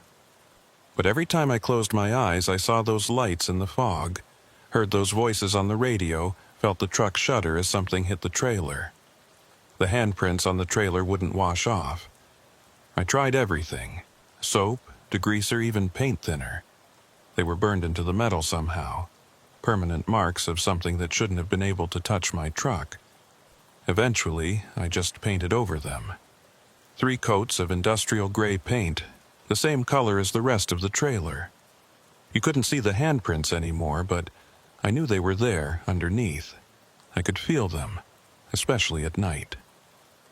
On the 6th day of my break, I drove back to Beckley, not for a load. I needed to talk to Trooper Tate. I found him at the same truck stop where we'd met before, sitting at the counter with a cup of coffee and a piece of pie. He saw me come in and nodded to the stool next to him. "Didn't think I'd see you again," he said. "Neither did I." I told him everything. About the second trip, the GPS malfunction, ending up back on Whisper Ridge even though I'd been on Highway 460. The lights, the voices, the bridge, the handprints. He listened without interrupting, and when I finished, he was quiet for a long time. "Show me," he finally said. We went out to my truck. I showed him the trailer, pointed to where the handprints had been before I painted over them. He ran his hand over the paint, then pulled out a small flashlight and examined the surface closely. "You can see them," he said. "The paint's a different texture where the prints were, like something burned through the metal before you covered it." "What is it?" I asked. "What's happening on that road?" Tate put his flashlight away and leaned against my truck. "My grandfather told me a story once. He was a trucker too, drove these mountains back in the 50s and 60s. He said there were places in the Appalachians where the ground was thin. Thin? Between here and somewhere else. He said the Cherokee knew about these places, avoided them. But when we came through building roads, we didn't know any better. We paved right over them. That's not an answer."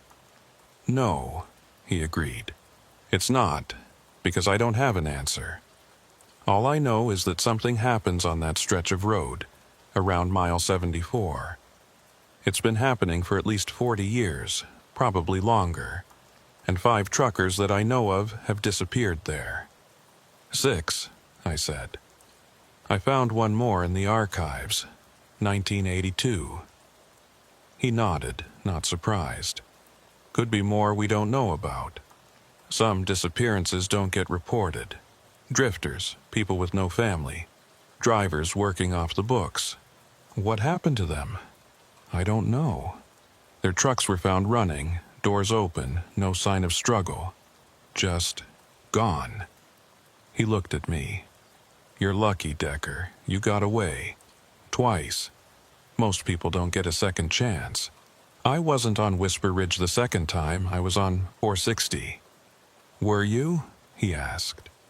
"Or did 460 become Whisper Ridge for a while? These mountains.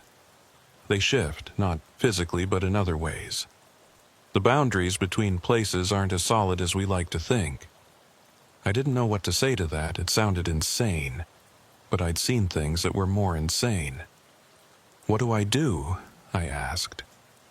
"Stay away from that area. Request routes that don't go through these mountains.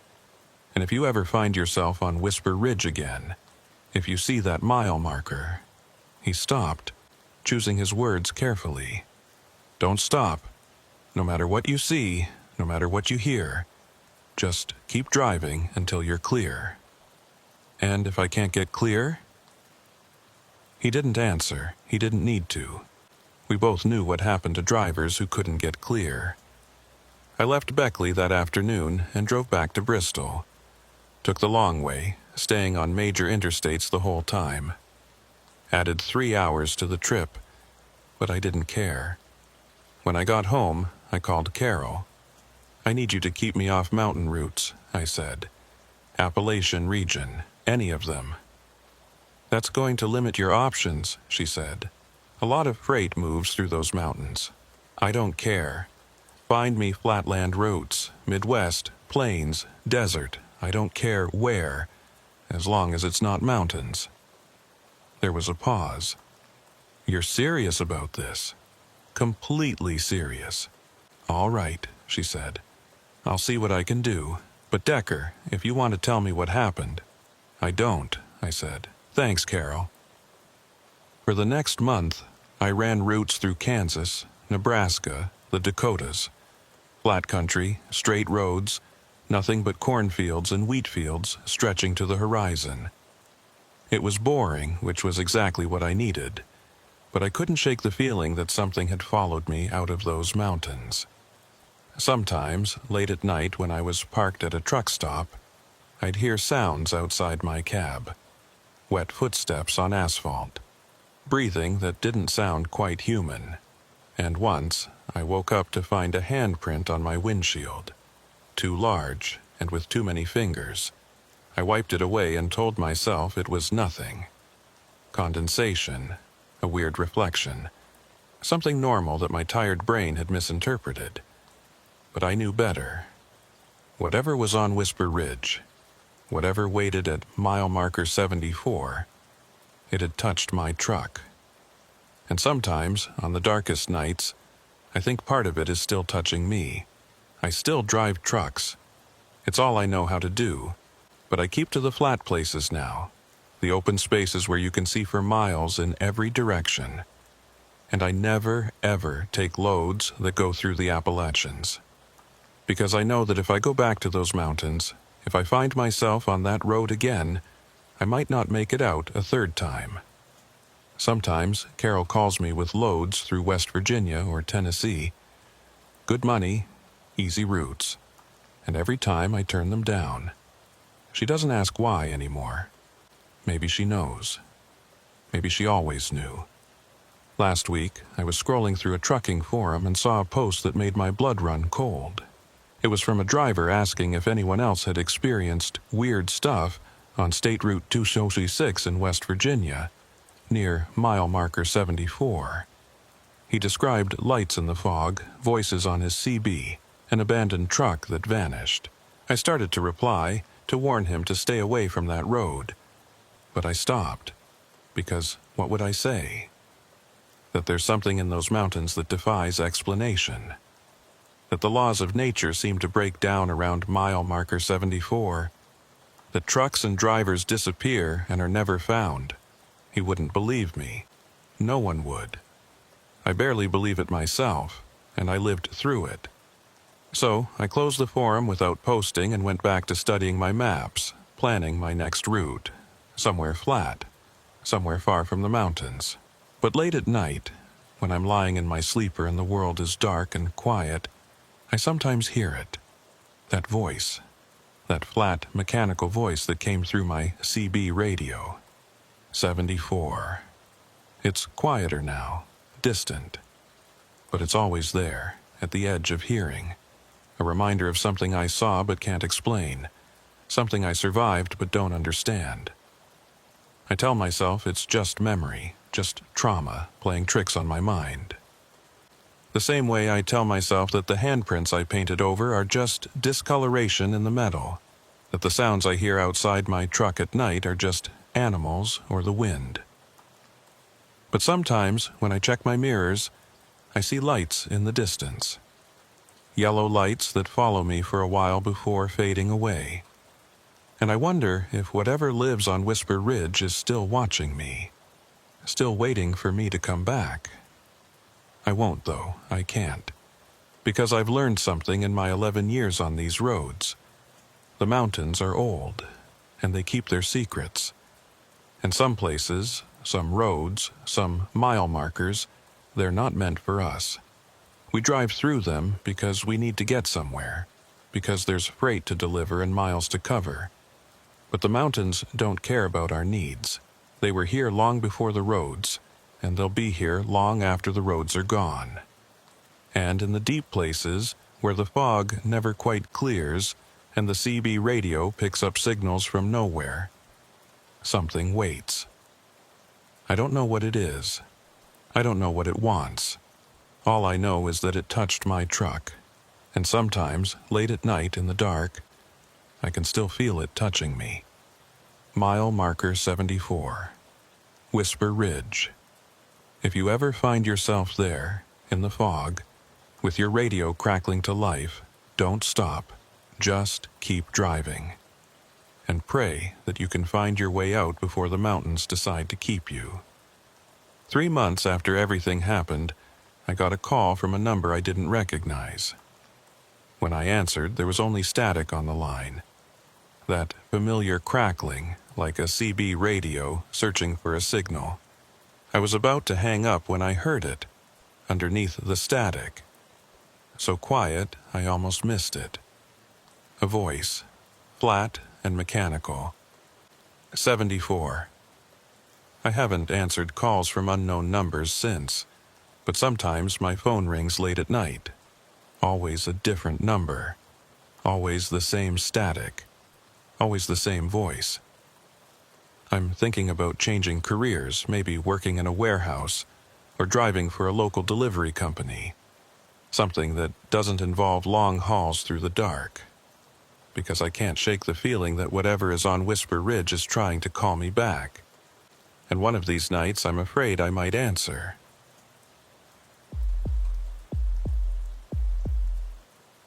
I've hauled freight through every state east of the Mississippi, but I'd never driven the old mining roads in southern West Virginia until that night in November. 23 years behind the wheel, and I thought I'd seen every kind of road the Appalachians had to offer. I was wrong. My name's Wyatt Sloan, and I drive for a mid-sized outfit out of Roanoke. We do a lot of industrial equipment, mining gear, construction machinery, that sort of thing. Heavy loads, specialized routes, the kind of work that pays well because nobody else wants to do it. The call came in on a Thursday afternoon. I was finishing up a delivery in Charleston when my dispatcher, a guy named Roy Maddox, rang my cell. "Got something urgent for you," he said without preamble. Roy wasn't one for small talk. Fabricated steel parts. Needs to get from Charleston to a mining operation outside of Logan by morning. I pulled up my mental map of the area. Logan was maybe 60 miles south, mostly highway. Easy run, even with a heavy load. "What's the catch?" I asked. "No catch. Straight shot down Route 119. You'll be there by midnight, plenty of time. What's it paying?" He quoted me a number that was about 30% higher than normal. That got my attention. "Why the premium?" I asked. "Client's desperate. They've got equipment down, losing money by the hour. You deliver tonight, they'll have their maintenance crew on it by dawn." I thought about it for maybe 5 seconds. The money was good, the route was simple, and I had nothing else on my schedule. "I'm in," I said. "Great. Pickups at the fabrication plant on Corridor G. They're loading now." I made it to the plant by 5 p.m. The place was a sprawling industrial complex, all corrugated metal and sodium vapor lights. A foreman named Briggs met me at the gate, a clipboard in one hand and a walkie-talkie in the other. "You're Sloan?" he asked. "That's me." "Good. We've got your load ready, 7,500 pounds of steel components, secured and tarped." He walked me through the paperwork while his crew finished loading. The parts were large, gear housings, support brackets, things machined to precise tolerances. They'd packed everything carefully, wrapped in protective material and strapped down tight. "Weather's supposed to be clear tonight," Briggs said as I signed off on the manifest. "Shouldn't give you any trouble." I thanked him and climbed into my cab. My truck was a 2018 Kenworth T680, white with blue stripes. I'd bought it new, and it had been reliable as sunrise. The engine purred when I started it up, and all my gauges showed green. I pulled out of the plant at 5:45. Rush hour was winding down, and traffic on the highway was light. The sun was setting behind the western ridges, painting the sky in shades of red and gold.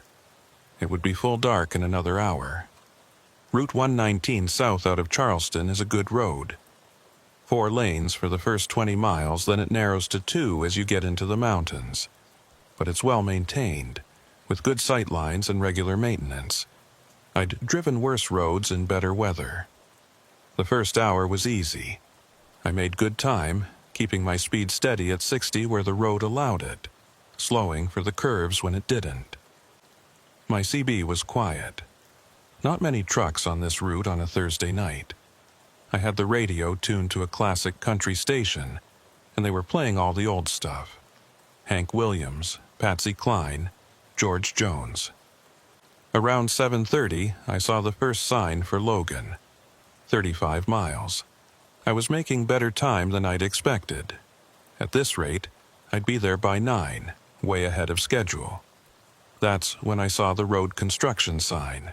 It was a digital board, the kind they use for temporary alerts. Orange letters on a black background. Route 119 closed ahead. Detour at exit 12. Follow posted signs. I checked my GPS. Exit 12 was about 5 miles ahead. The detour would probably add some time to the trip, but I'd still make my delivery window easily. The exit came up right where it was supposed to. There was a state trooper parked at the top of the ramp, lights flashing. I rolled down my window as I passed him. "Detour," I called out. He nodded and pointed to a temporary sign. "Follow County Road 14 south. It'll loop you back to 119 in about 15 miles. Road's good, shouldn't give you any trouble." What happened on 119? Rock slide. Took out both lanes about 10 miles down. Cleanup crews working on it, but it'll be closed till tomorrow afternoon at least. I thanked him and followed the detour signs onto County Road 14. It was a smaller road than 119, just 2 lanes, but the pavement looked decent. The signs were clear, those temporary orange arrows that road crews put up, reflective and easy to spot. For the first few miles, everything was fine. The road wound through a valley, following a creek. I could see houses here and there, porch lights glowing in the darkness. A few cars passed going the other way. Normal traffic for a rural county road. Then the houses stopped. It wasn't gradual. One minute I was passing a cluster of homes, and the next I was in deep forest. The road started to climb, switchbacks getting tighter. My truck downshifted as it pulled the grade. I checked my GPS. The screen showed County Road 14, a thin gray line winding through green space marked with topographic lines. According to the map, I should hit the junction with Route 119 in about 8 miles. But the detour signs had stopped. I'd been following those orange arrows every few hundred yards, each one pointing me forward. But I hadn't seen one in at least 5 minutes. I slowed down, looking for the next sign. Nothing. The road split ahead. Left or right, no indication which way to go. No detour arrows, no route markers, nothing. I stopped at the intersection and put my truck in neutral. This didn't make sense. Road crews didn't just stop marking a detour halfway through. There should have been signs at every turn. I pulled out my phone to call Roy, but there was no signal. Not even one bar. I wasn't surprised. These mountains were notorious for dead zones, but it was frustrating. I looked at my GPS again. The little blue dot showing my position sat squarely on County Road 14. But the intersection I was sitting at didn't appear on the map. According to the GPS, the road went straight ahead. No split, no decision to make. I sat there for a minute trying to decide. The logical choice was to go left. That direction seemed to curve back east, toward where Route 119 should be. The right fork headed deeper into the mountains. I put the truck in gear and took the left fork. The road got worse almost immediately. The pavement was older, more cracked. Potholes forced me to slow to a crawl in places. The forest pressed in close on both sides, branches overhanging the road and scraping against my trailer as I passed. I'd been driving for maybe 10 minutes when I realized something was wrong. The road was climbing, steeply, but according to my GPS, I should have been descending into the valley where Route 119 ran. Instead, I was going up. I checked the GPS again. The blue dot was still on County Road 14, still moving in the right direction. But the terrain on the screen didn't match what I was seeing through my windshield. Then I saw it, a switchback ahead, a tight hairpin turn to the left. But that wasn't the strange part. What made me slow down was that I didn't remember this switchback being on the map. I'd looked at the route before taking the left fork, and there hadn't been any major curves shown. I navigated the turn carefully, my trailer swinging wide. When I came out of it, I was facing a direction that felt wrong, like I'd turned too far, more than 90 degrees. The road ahead looked familiar. Too familiar. I kept driving, but a feeling of unease was building in my chest. Something about this stretch of road seemed like I'd seen it before.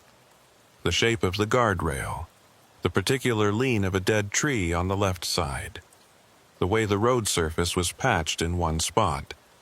I'd been on this section of road already. That was impossible.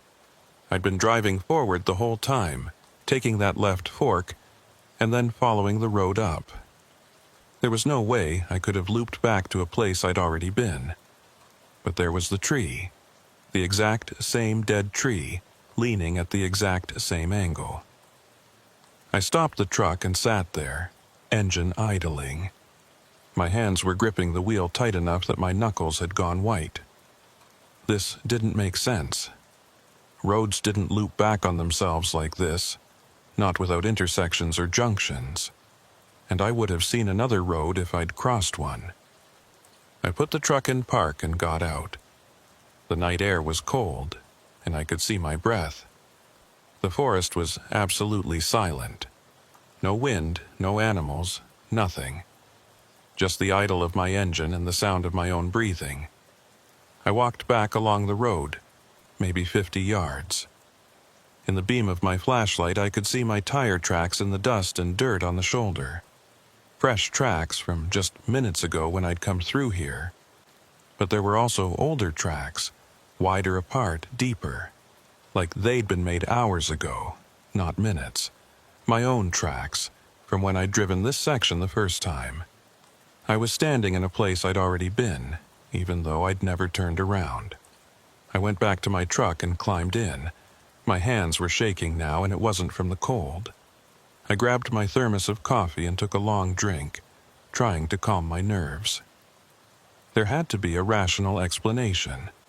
Maybe I'd gotten disoriented, taken a wrong turn without realizing it. Maybe the GPS was glitching and showing me in the wrong place. Maybe I was more tired than I thought, and my memory was playing tricks. I pulled up the navigation again and plotted a route back to Route 119 using a different road.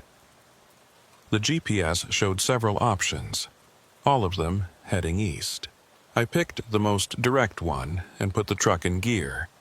I would backtrack to the last intersection, take the right fork this time, and find my way back to the highway.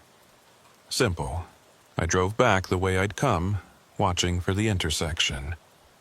The GPS said it should be about 2 miles back, but when I got there, there was no intersection. The road just continued, winding through the forest. No fork, no junction, nothing. Like the split I'd encountered earlier had never existed. I stopped again, checked the GPS. According to the map, I was on County Road 14, heading north. But I'd just driven south. I should have passed that intersection, unless it wasn't there anymore. I sat there for a long time, maybe 5 minutes, trying to process what was happening. Roads didn't appear and disappear. Intersections didn't vanish. This wasn't possible. But I also couldn't deny what I was seeing, or rather, what I wasn't seeing. I made a decision. I'd keep driving forward, following the road wherever it led. Eventually, it had to connect to something. Another county road, a state highway, a town. I'd find a place with cell service, call Roy, and let him know I'd need help getting to the delivery site. The company would probably be pissed, but that was better than driving in circles all night on roads that didn't make sense. I drove for another hour. The road climbed and descended, wound through switchbacks and straight sections. Sometimes I'd pass through tunnels, old stone construction probably built when this road was a main route. Other times I'd cross bridges over deep gorges, narrow spans that made me nervous even though they seemed solid enough. But I didn't see another car, didn't pass any houses or buildings, didn't find any intersections, just the road, endlessly winding through the mountains. Around 9:30, I saw lights ahead. Civilization, finally. I accelerated slightly, eager to reach whatever town or building it was. As I got closer, I realized the lights were stationary. Not a town, but a single structure. A building right on the side of the road. It was a gas station, or it had been once. The place looked abandoned. Pumps dark, windows boarded up. But there were lights on inside, visible through gaps in the boards. I pulled into the lot and stopped. Killed the engine. Sat there for a moment, debating whether to get out. The smart thing would be to keep driving. Abandoned gas stations in the middle of nowhere weren't the kind of place you wanted to stop, especially alone at night. But I needed to know where I was. Needed to find a map or a phone, or another person who could tell me how to get back to Route 119. I grabbed my flashlight and climbed down from the cab. The parking lot was cracked and overgrown with weeds. There were no other vehicles around. The gas pumps were ancient, the kind with mechanical dials instead of digital displays. They'd probably been out of service for 20 years. I walked toward the building. As I got closer, I could hear something. A rhythmic sound, mechanical, like a generator running. The door was locked, but one of the boarded windows had a gap wide enough to see through.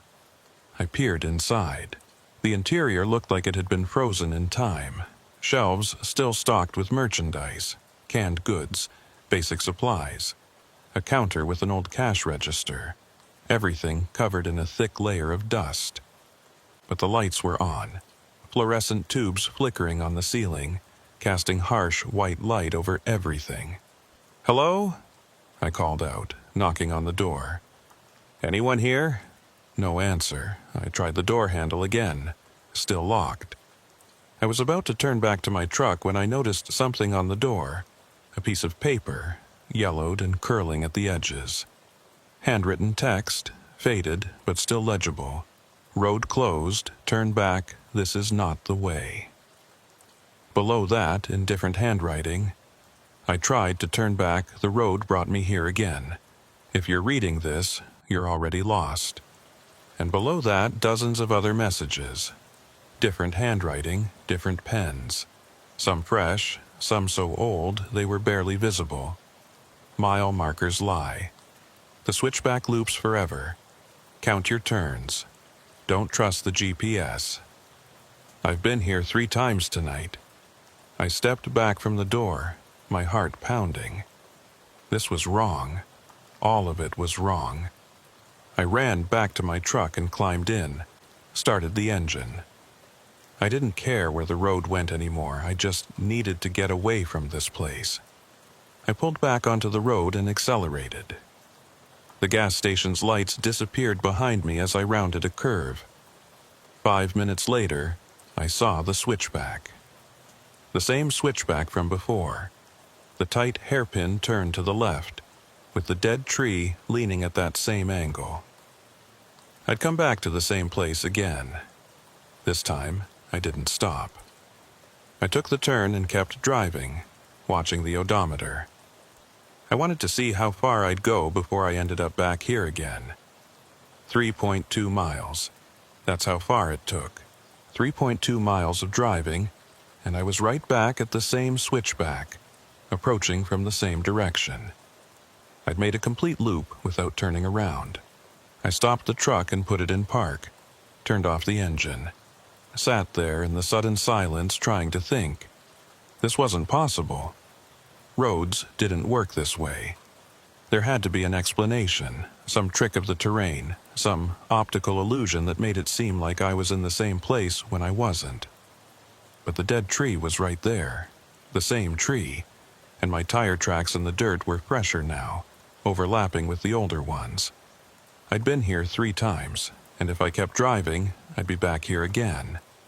I grabbed my logbook and a pen, started making notes. If I couldn't trust my memory or the GPS, I'd keep a written record. Document everything. Look for patterns.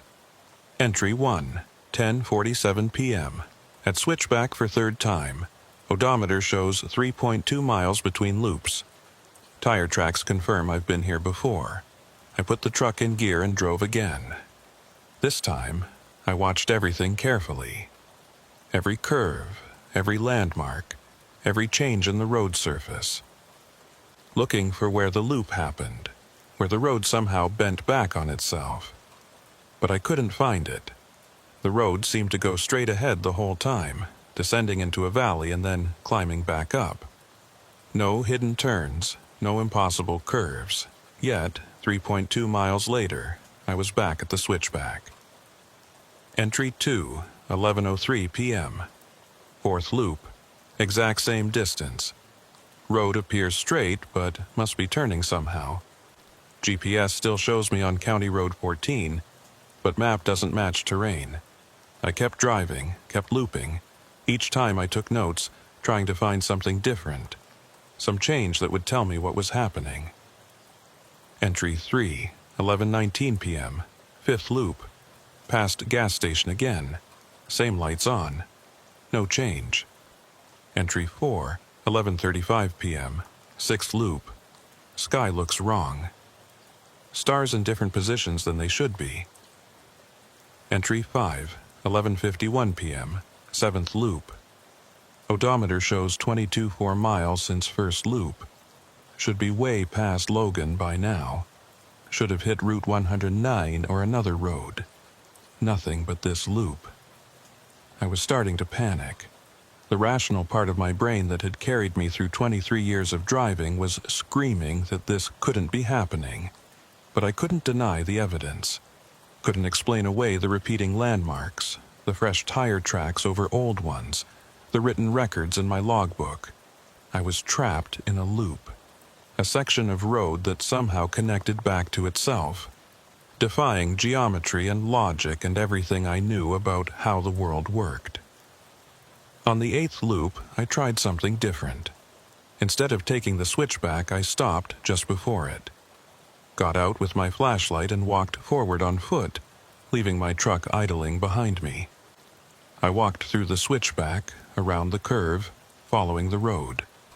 After about 100 yards, I looked back. My truck wasn't there. The road behind me was empty. No truck, no lights, nothing. Just dark pavement stretching back into the forest. I ran back, my boots pounding on the asphalt, rounded the curve, and there was my truck, right where I'd left it, engine still running. But I'd walked away from it. I'd been farther up the road, and when I looked back, it had been gone. I climbed back into the cab, my breath coming in short gasps. My hands were shaking so badly I could barely grip the wheel. This wasn't natural. This wasn't a GPS error or disorientation or fatigue. Something was fundamentally wrong with this road. I tried my phone again. Still no signal. Tried the CB radio. Nothing but static. I was completely alone, trapped in a loop that shouldn't exist, with no way to call for help. Entry 6, 12:07 a.m. Walked ahead on foot. Truck disappeared from view even though I was only 100 yards away. Road is doing something impossible. I sat there for a long time, trying to decide what to do. I could keep driving, keep looping, hoping that eventually something would change. Or I could stop, wait for daylight, see if things made more sense in the morning. Neither option felt right. Finally, I made a decision. I'd try one more thing. I'd drive the loop again, but this time I'd watch my compass.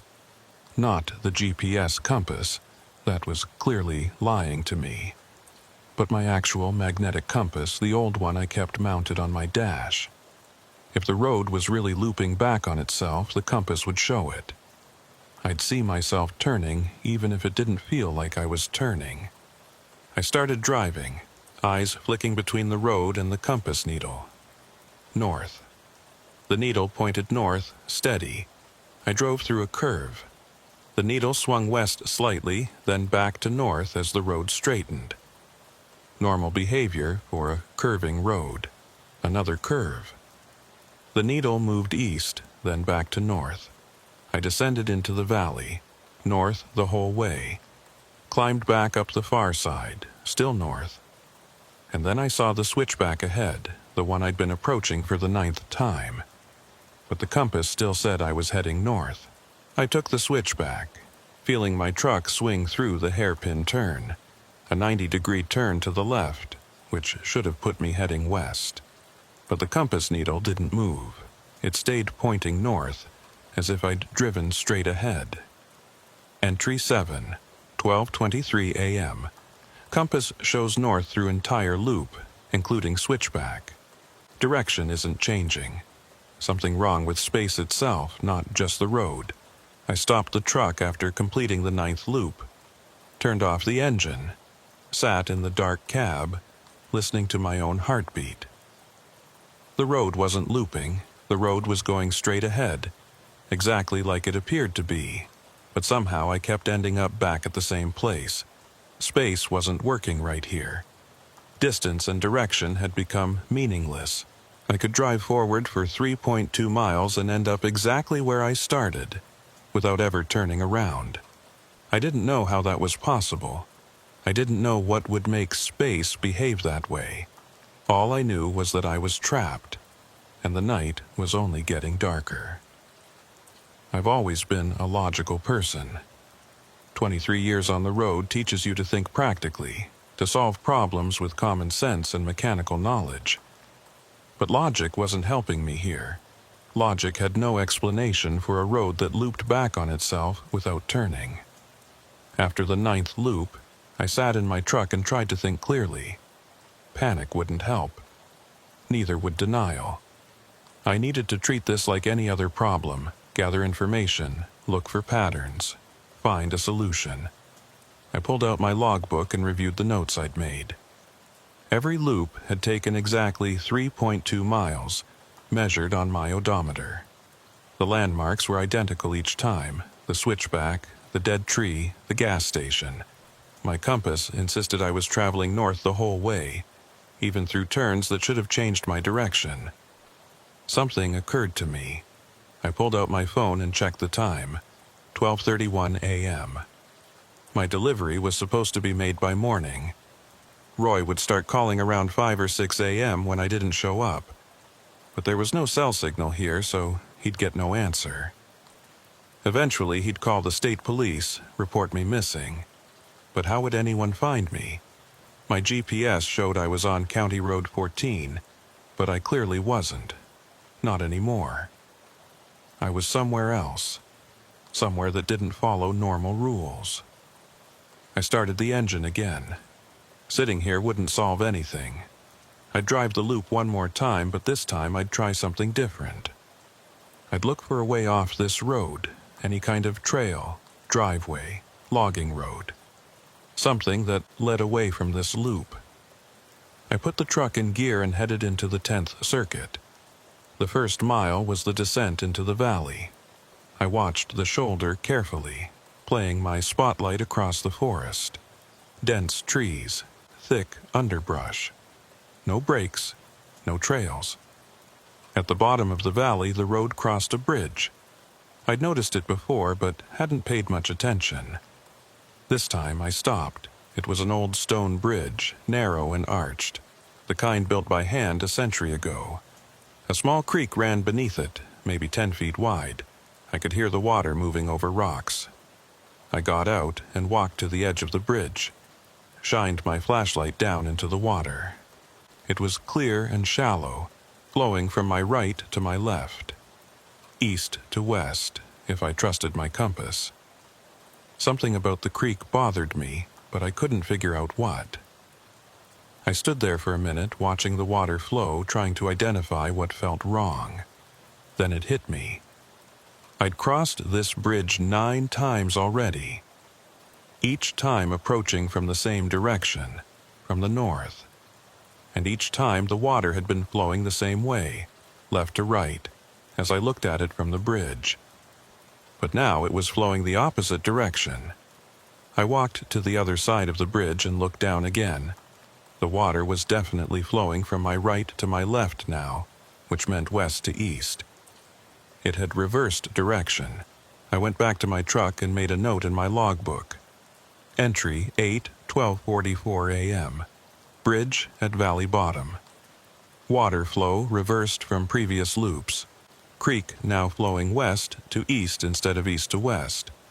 I got back on the road and continued driving. The climb up from the valley was steep, and my truck downshifted twice. I kept my spotlight on the shoulder, still looking for any way off this road. Nothing. Just forest and rock face. I passed the gas station again. Same boarded windows, same lights on inside. The door with its collection of written messages. On impulse, I stopped, got out with a pen and walked to the door. The messages from before were still there, but now there were new ones, written in different hands with different pens. This is my 12th loop. Time is wrong here. The bridge changes. I hear voices in the static. That last one made me pause. I hadn't tried my CB radio in a while. I'd gotten nothing but static earlier. But maybe something had changed. I went back to my truck and turned on the CB. Adjusted the squelch, scanned through the channels. Static on every channel. The familiar hiss and crackle of empty airwaves. I was about to turn it off when I heard something. Just for a second. Buried in the static. A voice. Or something like a voice. I fine-tuned the frequency, trying to isolate it. There. Channel 19. Underneath the static, something was speaking. Not words exactly, more like numbers. 3.2, 3.2, 3.2, the same distance as each loop. I grabbed the microphone. This is Wyatt Sloan. Anyone reading me? The static swallowed my voice. The number voice continued, unchanging. 3.2, 3.2. If anyone can hear me, I'm stuck on County Road 14, somewhere south of Charleston. My GPS isn't working. I need... The static changed pitch, got louder, and underneath it I could hear other voices now. Multiple voices, overlapping, all saying different things. Turn count. Direction lies. Space folds here. Count the loops. You're in the bend. I released the microphone. The voices faded back into static, but I could still hear them if I listened carefully. Like they were very far away, or filtered through layers of interference. Entry 9, 1:03 a.m. CB, picking up voices and static. They mention loops and counting. Other people have been here, or something else speaking? I turned off the CB and sat there, thinking about what I'd heard. Count the loops, one voice had said. I'd completed 10 so far. Was there a significance to the number? Would something change after a certain count? I decided to keep going. Keep driving, keep counting. Look for any change, any difference that might indicate a way out of this trap. Loop 11. The dead tree at the switchback looked slightly different. The angle was wrong, not by much, just a few degrees. I stopped and got out to look at it more carefully. It was definitely the same tree. Same broken branches, same pale dead wood, but it was leaning more to the left than it had been before, like something had pushed it. I walked around it, examining the base. The ground was disturbed, fresh dirt exposed, like the tree had moved recently. But trees don't move on their own. Entry 10, 1:21 a.m. Dead tree has shifted position, leaning further left. Ground disturbed at base. Everything else appears same. Loop 12. The sky was wrong now. I'd noticed it earlier, but now it was unmistakable. The stars weren't in the right positions. The constellation patterns were distorted, stretched out like they'd been pulled taffy. And there were more stars than there should be. The sky was packed with them, so many that they blurred together in places, like clouds of light. Entry 11, 1:37 a.m. Sky continues to distort. Star positions impossible. Either Earth's position has changed or the stars have moved. Neither makes sense. Loop 13. I drove past the gas station without stopping, but as I passed, I saw something in my mirror that made me hit the brakes. The lights inside had been on every time I'd passed before, but this time they'd gone off just as I drove by. Like someone had flipped a switch. I put the truck in reverse and backed up slowly. The gas station came back into view in my mirrors. The lights were on again. I stopped, put the truck in drive, moved forward past the gas station. In my mirrors, the lights went off. I reversed again. The lights came back on. Forward, lights off, reverse, lights on. The lights were responding to my position, or my direction. They were only on when I was approaching the station, not when I was leaving it. Entry 12, 1:55 a.m. Gas station lights respond to direction of travel. On when approaching, off when leaving. Building aware of movement, or some kind of automatic trigger. I got out and walked back to the gas station door, leaving my truck idling up the road. The lights were on, visible through the gaps in the boarded windows. The collection of messages on the door had grown again. New writing appeared at the bottom. The lights are watching. Don't trust what you see. This is Loop 13. That last one made me freeze. This is Loop 13, written in fresh ink like someone had just added it moments ago. But I was alone. There was no one else here. I looked at the handwriting. It was shaky, uneven. Written by someone stressed or frightened, it looked like my handwriting. I pulled out my pen and held it next to the message. The ink color matched, same pen, but I hadn't written it. I'd been in my truck the whole time, hadn't approached the door until just now. I stepped back from the building, my heart pounding. This was wrong on a level I couldn't articulate. Not just the looping road or the distorted stars. This was something more fundamental. I ran back to my truck and kept driving. Loop 14, the bridge at the bottom of the valley. I stopped again, got out to check the water flow. The creek was gone. Not dry, gone. The stream bed was there, rock and gravel, but no water, like someone had turned off a faucet. I climbed down the embankment to get a better look. The rocks were damp, like water had been running over them recently. But now there was nothing, just an empty channel. I walked upstream, following the dry creek bed. After about 50 yards, I found where the water stopped, or started. It was hard to tell which. There was water flowing in the creek, but only up to a certain point. Past that point, the channel was dry. The water just ended. Not like it was being absorbed or diverted. It simply ceased to exist at a specific location, as if hitting an invisible barrier. I reached out and touched the water. It was real, cold, and flowing. But when I tried to scoop some up and move it past the barrier point, it disappeared from my hands, like it had never been there. Entry 13, 2:18 a.m. Creek has vanished. Water only flows in certain section, stops at invisible boundary. Can't move water past that point. Laws of physics breaking down further. I climbed back up to the road and got in my truck. My hands were shaking again, not from fear, well, maybe partly from fear, but from the wrongness of it all. Everything here violated the basic rules of reality. Roads that looped without turning. Stars in impossible positions. Water that existed in one place and not another, divided by an invisible line. I was in a place where the normal laws of nature didn't apply. Loop 15. The switchback was different again. The dead tree was gone, completely gone. No sign it had ever been there. No stump, no disturbed ground, nothing. But I'd seen it on the previous 14 loops. I'd gotten out and examined it.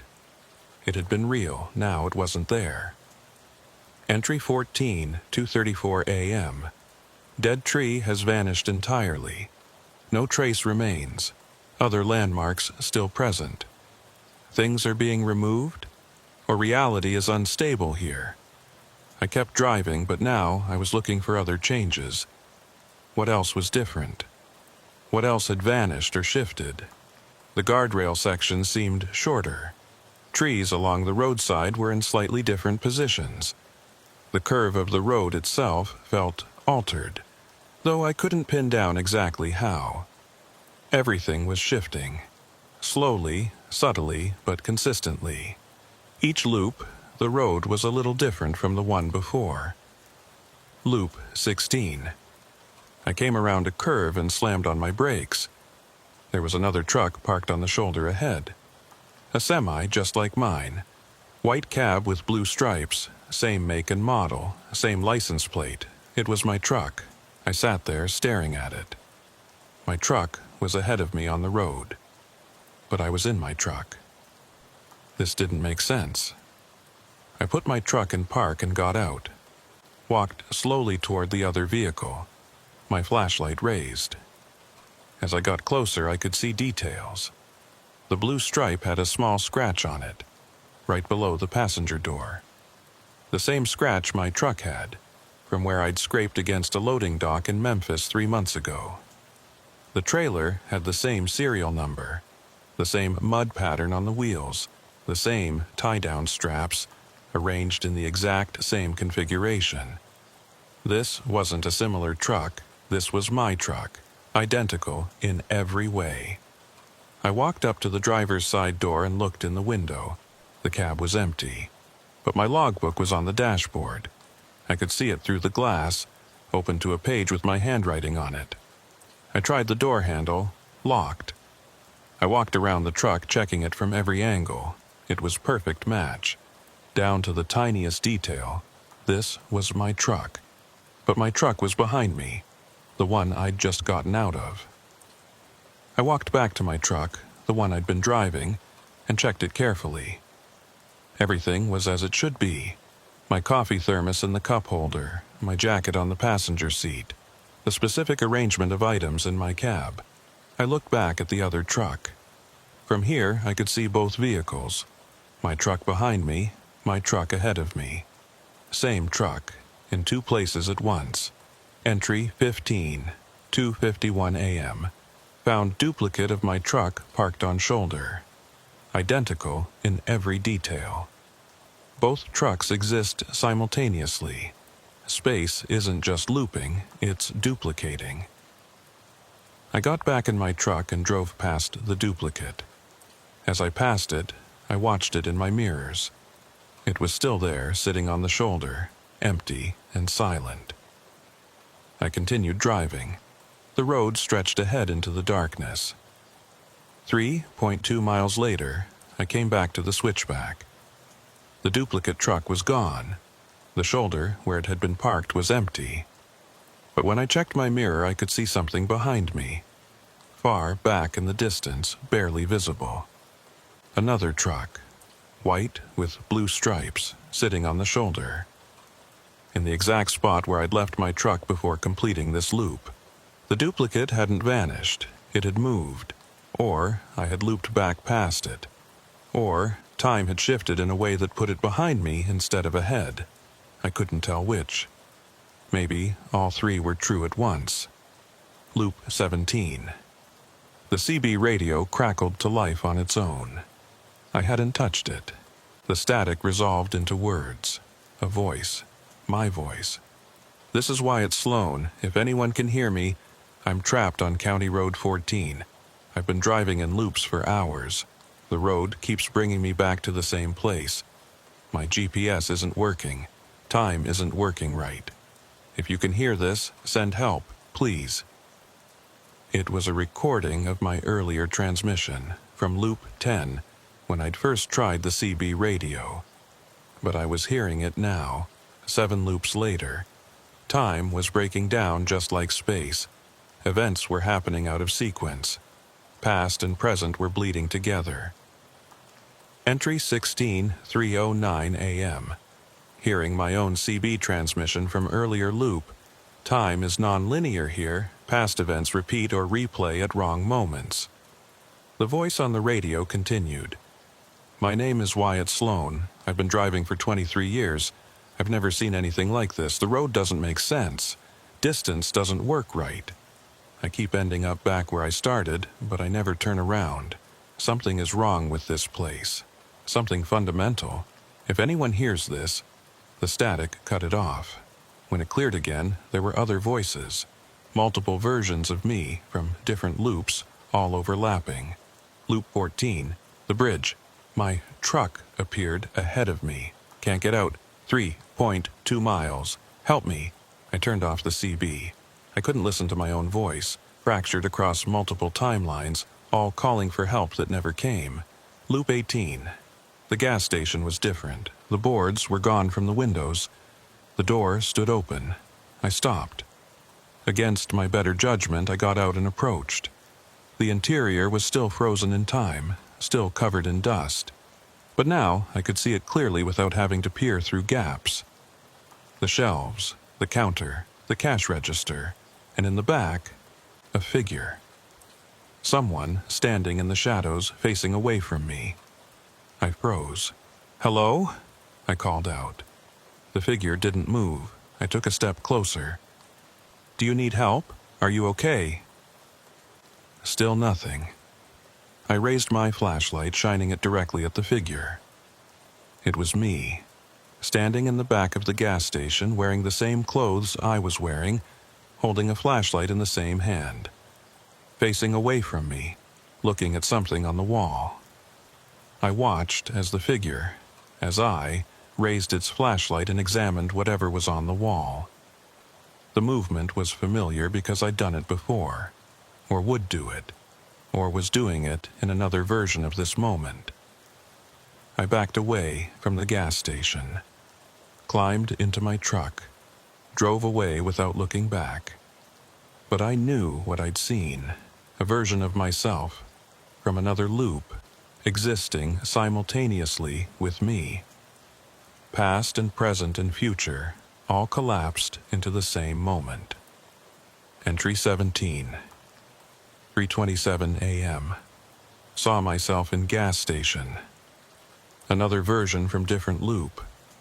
Multiple timelines exist at once here. Space and time completely non-linear. Loop 19. I was getting tired now. Really tired. I'd been driving for almost 10 hours, and most of that had been in this loop. My eyes were burning. My hands ached from gripping the wheel. I thought about stopping, pulling over and trying to sleep. But I was afraid that if I stopped, if I let myself rest, I might never wake up. Or I might wake up and find things even worse than they were. So I kept driving. The road surface was changing now. Each loop, it got rougher. More cracks, more potholes. Like it was aging rapidly, decades of wear compressed into hours. Some sections were crumbling away entirely.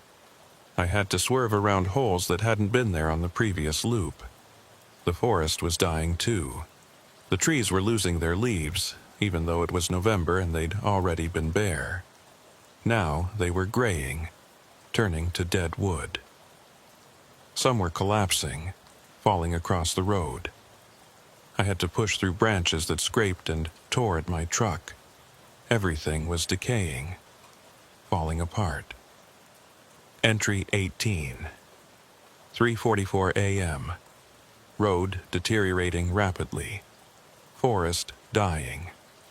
Everything breaking down. Loop maybe collapsing or reaching some kind of endpoint. Loop 20. The bridge was gone. Not the creek this time, the bridge itself. The stone structure had vanished, leaving just a gap in the road. On the far side, 50 feet away across the ravine, the road continued. I stopped at the edge and got out, looked down into the gorge. It was deep, maybe 40 feet to the bottom. Too far to jump, obviously, and no way to get my truck across. I was stuck. The loop had finally broken, or completed itself, or whatever the right term was for what had happened. I couldn't go forward anymore. The road ahead was inaccessible, but I also couldn't go back. I'd tried that before. Reversing just brought me to the same loop starting point, approaching from the same direction. I was trapped at this exact location. The bridge that should have been here was gone, and with it, my ability to continue. I sat down on the edge of the road, my legs dangling over the gap.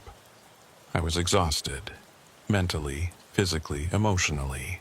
I'd been fighting this for hours, trying to understand it, trying to find a way out. And now I was at a dead end. I pulled out my logbook and made what I thought might be my final entry. Entry 19, 4:02 a.m. Bridge has disappeared. Can't continue forward. Can't go back. Trapped at loop terminus. Don't know what happens next. If someone finds this, tell Roy I tried to make the delivery. Tell my sister I'm sorry I didn't call more often. This place isn't natural. It's wrong. Something broke here. Reality broke. And I'm stuck in the break. I sat there for a long time. Maybe an hour, maybe more. Time didn't feel reliable here, so I couldn't be sure. The sky started to lighten. Not much. Just a subtle shift from black to deep blue. Dawn was coming. I wondered if the sunrise would change anything. If daylight would break whatever spell or anomaly had trapped me here. I wondered if I'd even see the sun. Maybe morning never came to this place. Maybe it was trapped in eternal night, just like I was trapped in eternal loop. But the sky kept lightening, blue becoming pink, becoming orange. And then I saw it. On the far side of the gap, where the road continued, there was movement. A vehicle approaching. A semi-truck. White cab with blue stripes, my truck. It drove up to the edge of the gap on the far side and stopped. The door opened and a figure climbed out, me. I watched as the other version of myself walked to the edge and looked across at me. Our eyes met. The other me raised a hand in greeting. Or maybe farewell. I couldn't tell which. Then he climbed back into his truck, backed up, and drove away, heading into the loop, to drive it again. Or for the first time, or for the 1,000th time. I didn't know anymore. All I knew was that I was still here, still stuck. While another version of me was still driving, still searching for a way out that might not exist. The sun finally broke over the horizon. Golden light flooded across the mountains, burning away the darkness. And in that light I saw what I'd missed before. The road on the far side of the gap wasn't empty. It was crowded. Dozens of trucks, hundreds maybe, all identical to mine. White cabs with blue stripes, all parked on the shoulder, stretching as far as I could see into the distance. All waiting. Or maybe already gone. Empty husks left behind by drivers who'd given up, or succeeded, or transformed into something else. I stood up and looked down at my hands. They seemed solid enough, I felt real. But I'd seen versions of myself in the gas station, heard my voice on the CB from other loops. Was I the original, or was I just another copy, another echo, one more truck added to the collection? I didn't know. And as the sun climbed higher, bringing full daylight to this impossible place, I realized I might never know. The loop had ended, but I was still here, and somewhere behind me, the switchback waited. Ready for the next driver, ready to start counting again. 3.2 miles. Loop 1. The counting never stops. The sun brought no comfort. I'd hoped that daylight would somehow normalize things, that the impossibilities of the night would fade away like a bad dream. Instead, the light just made everything worse. It made the wrongness visible in terrible detail. I could see the gap where the bridge should have been. Not collapsed, not damaged, just absent, as if it had been carefully erased from reality. On the far side, that army of identical trucks sat in perfect rows, their blue stripes catching the morning sun. Each one was mine. Each one was empty. I'd walked back to my truck and sat in the cab for maybe 20 minutes, trying to decide what to do next. My logbook lay open on the passenger seat, filled with entries documenting my descent into this place. 20 loops recorded. 20 circuits of 3.2 miles each. 64 miles total. I should have been past Logan, past the delivery point, well into the next county by now. Instead, I was exactly where I'd been 10 hours ago. Maybe. Distance didn't seem to mean anything here. My phone still showed no signal. The time read 6:47 a.m. In a few hours, Roy would start making calls. By afternoon, I'd be officially missing. By evening, there'd be search parties. But they wouldn't find me, because I wasn't anywhere they could reach. I was in the fold. That's what one of the voices on the CB had said. You're in the bend. Or maybe, you're in the fold. The static had made it hard to hear clearly. But now I understood what it meant. This place was a crease in space, a fold. Somewhere that existed between actual locations, connected to County Road 14, but separate from it. A pocket dimension, if I wanted to get all science fiction about it. I didn't want to get science fiction about it. I wanted to get out. I started the engine. The familiar rumble was reassuring, a reminder that some things still worked normally. My truck still ran. The diesel still combusted. Internal combustion engines didn't care if they were in normal space or folded space. I put the truck in gear and drove forward, toward the gap where the bridge had been. I didn't know what I was planning to do. Jump it? The gap was 50 feet across, and there was no ramp. Even if I could get the truck airborne, I'd just fall into the gorge. But I drove toward it anyway because what else was I going to do? Sit and wait? Wait for what? For the fold to spit me back out? For rescue that couldn't come? For reality to fix itself? I accelerated, 30 miles per hour, 40, 50. The gap rushed toward me. At the last second, I closed my eyes and braced for the fall. Nothing happened. I opened my eyes. I was on the other side. The road stretched ahead of me, solid and whole. The gap was behind me now, visible in my mirrors. But I hadn't felt the truck leave the ground. Hadn't felt any transition. One moment I was approaching the gap, the next I was past it. I'd jumped 50 feet without jumping, or the gap had closed, or the road had extended, or I'd driven through a space that wasn't really there. I stopped the truck and sat there, trying to process what had just happened. The logical part of my brain, the part that was getting smaller and quieter with each impossible thing I witnessed, insisted that I must have driven across something. A temporary bridge, maybe. Something I hadn't seen in the daylight. But the rest of me knew better. The gap had been real. The absence had been absolute. And I'd driven through it anyway, because in this place, absence and presence weren't mutually exclusive states. I checked my odometer. It had ticked up the appropriate amount. I'd traveled 50 feet just like normal, but those 50 feet hadn't existed. I made another entry in my logbook. Entry 20. 6:59 a.m. Crossed gap where bridge should be. No sensation of jumping or transitioning. Road exists and doesn't exist simultaneously. Mathematics of space broken here. Distance is measured but not traveled, or traveled but not measured, can't tell which. I kept driving. The road ahead was crowded now with all those parked trucks. I had to slow down, weaving between them. Some were parked neatly on the shoulder, others were abandoned in the middle of the road, forcing me to navigate around them. As I passed each one, I looked in the cab.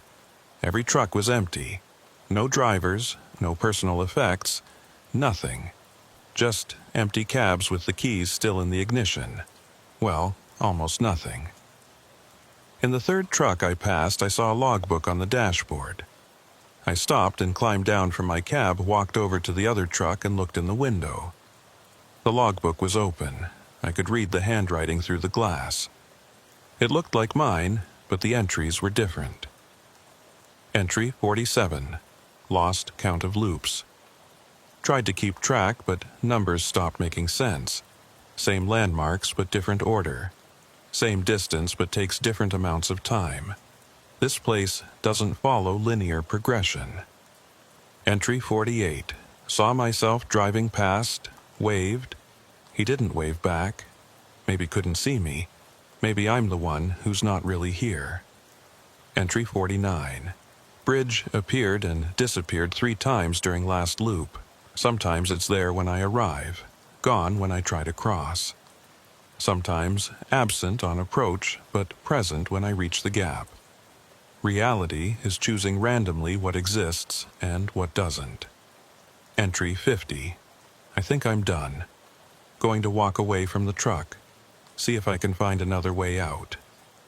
If you're reading this, if there's anyone after me who gets stuck here, count the loops. The number matters. I don't know why yet, but it matters. That was the last entry. The rest of the pages were blank. I looked around, but there was no sign of the driver, no footprints, no indication which direction he'd walked. He'd simply disappeared, leaving his truck and his logbook behind. I went back to my truck and continued driving, past more abandoned vehicles, counted them as I went. 12, 20, 35. 47 trucks total, all identical to mine, all empty, all clustered in this section of the fold. 47 drivers who'd gotten trapped before me. 47 people who'd found this impossible road and couldn't escape. What had happened to them? Had they walked away like the driver of truck number 3 searching for another exit? Were they still wandering somewhere in this fold, lost between loops? Or had something else happened to them? I reached the switchback, the starting point of the loop. The dead tree was back, leaning at its original angle. Like the previous loops where it had moved or vanished had never happened. Everything had reset. I stopped and got out, walked up to the tree and put my hand on it. The wood was solid, real, definitely there. But it hadn't been there last loop. I'd written it in my logbook. The tree had vanished completely, and now it was back. This place wasn't just looping in space, it was looping in time too. Or maybe looping wasn't the right word. Maybe it was cycling through different configurations. The same basic structure. The switchback, the valley, the bridge, the gas station. But the details changed each time. The tree present or absent. The creek flowing or dry. The bridge existing or gone. Schrodinger's road. Every element simultaneously real and unreal until you observed it, and then it became one or the other, chosen at random by whatever broken physics governed this place. I heard an engine behind me. I turned around and saw a truck approaching. White cab with blue stripes, my truck, but I was standing next to my truck. It was right there, parked at the switchback. Another truck, another me. It slowed as it approached, then stopped about 20 yards away. The driver's door opened, and I climbed out. No, not me. Someone who looked like me, wearing the same clothes, but different somehow. Older, maybe. More tired. Like he'd been driving for days instead of hours. He walked toward me slowly, his hands visible at his sides. Non-threatening. Just another driver who'd gotten trapped. "How many loops?" he asked. His voice was rough, hoarse from disuse. 20, I said. "You?" "Lost count after 60. He looked around at the forest, the road, the dead tree. "This your first time at the switchback since dawn?" "Yeah, just got here." He nodded. "Then you've still got time. Listen to me carefully. You need to count the loops. Don't lose track. The number matters." "Why? What happens?" "At certain numbers, things change. The configuration shifts. New routes become available. At loop 27, a side road appears just past the gas station. At loop 44, the bridge becomes solid. Doesn't phase in and out, just stays real. At loop 68, the fold starts to collapse. That's when you can get out." "How do you know this?" He pulled out a piece of paper, worn and folded many times. Unfolded it carefully and showed it to me. It was covered in notes, diagrams, equations, the mathematics of the fold. "I figured it out," he said. "Took me weeks, or what felt like weeks. Time doesn't work right here, but I found the pattern. The fold operates on a cycle, 68 loops. After that, it resets completely, and there's a brief window when you can drive back out to the real world. So, why are you still here? Why didn't you escape?" His expression darkened. "I did escape. Got to loop 68, found the exit, drove back onto County Road 14. Made it 5 miles down the real road before I saw the detour sign again. Route 119 closed. Detour at exit 12. Same sign that brought me here the first time." He paused, looking down at his hands. "I tried to drive past it, ignored the detour, but the road changed, literally changed in front of me. What was Route 119 became the access road to the fold, like the fold was reaching out, pulling me back. I couldn't escape. I ended up right back here, starting Loop 1 again." "That's impossible. You're standing in a place where roads loop without turning, and bridges exist and don't exist at the same time. You already know impossible doesn't mean anything here." He refolded the paper and handed it to me. "Take this, it's got all my notes. The numbers, the patterns, the safe configurations. You're only at loop 20, you've still got a chance. Get to loop 68, find the exit and drive as fast as you can. Don't stop, don't look back. Maybe you'll make it farther than I did." I took the paper. It was covered in dense handwriting. Mathematical formulas I didn't understand. Diagrams showing the road from different angles. "What are you going to do?" I asked. "Keep trying. I'm on my 3rd cycle. Maybe the 3rd time's the charm. Maybe, after 136 loops total, the fold will let me go." He didn't sound convinced. "Or maybe I'll just keep driving forever, cycling through this same road over and over, until I forget what the real world looks like." He walked back to his truck and climbed in, started the engine. "Don't stop counting," he called out through the window. "The number is everything." He drove away, heading into the loop. I watched until he disappeared around a curve, then looked down at the paper in my hands. The top of the page had a title, written in careful block letters. "The Topology of Trapped Space, a Driver's Guide." Below that, Yazad, the first note. "You are not on a road. You are in the space between roads. The fold exists because something went wrong during the construction of County Road 14. The surveyors measured incorrectly. The road crew paved in the wrong location, and reality collapsed into the gap between where the road should be and where they built it. This fold is the scar tissue of space trying to heal itself. I sat down on the ground, my back against my truck's front tire, and started reading. The notes were extensive, mathematical. The other driver, other me, had spent an enormous amount of time analyzing this place, looking for patterns, trying to understand the rules, and he'd found them. Sort of. The fold operated on a 68-loop cycle. Each loop changed the configuration slightly, rotating through different states. Some states were more stable than others. Some offered opportunities to escape.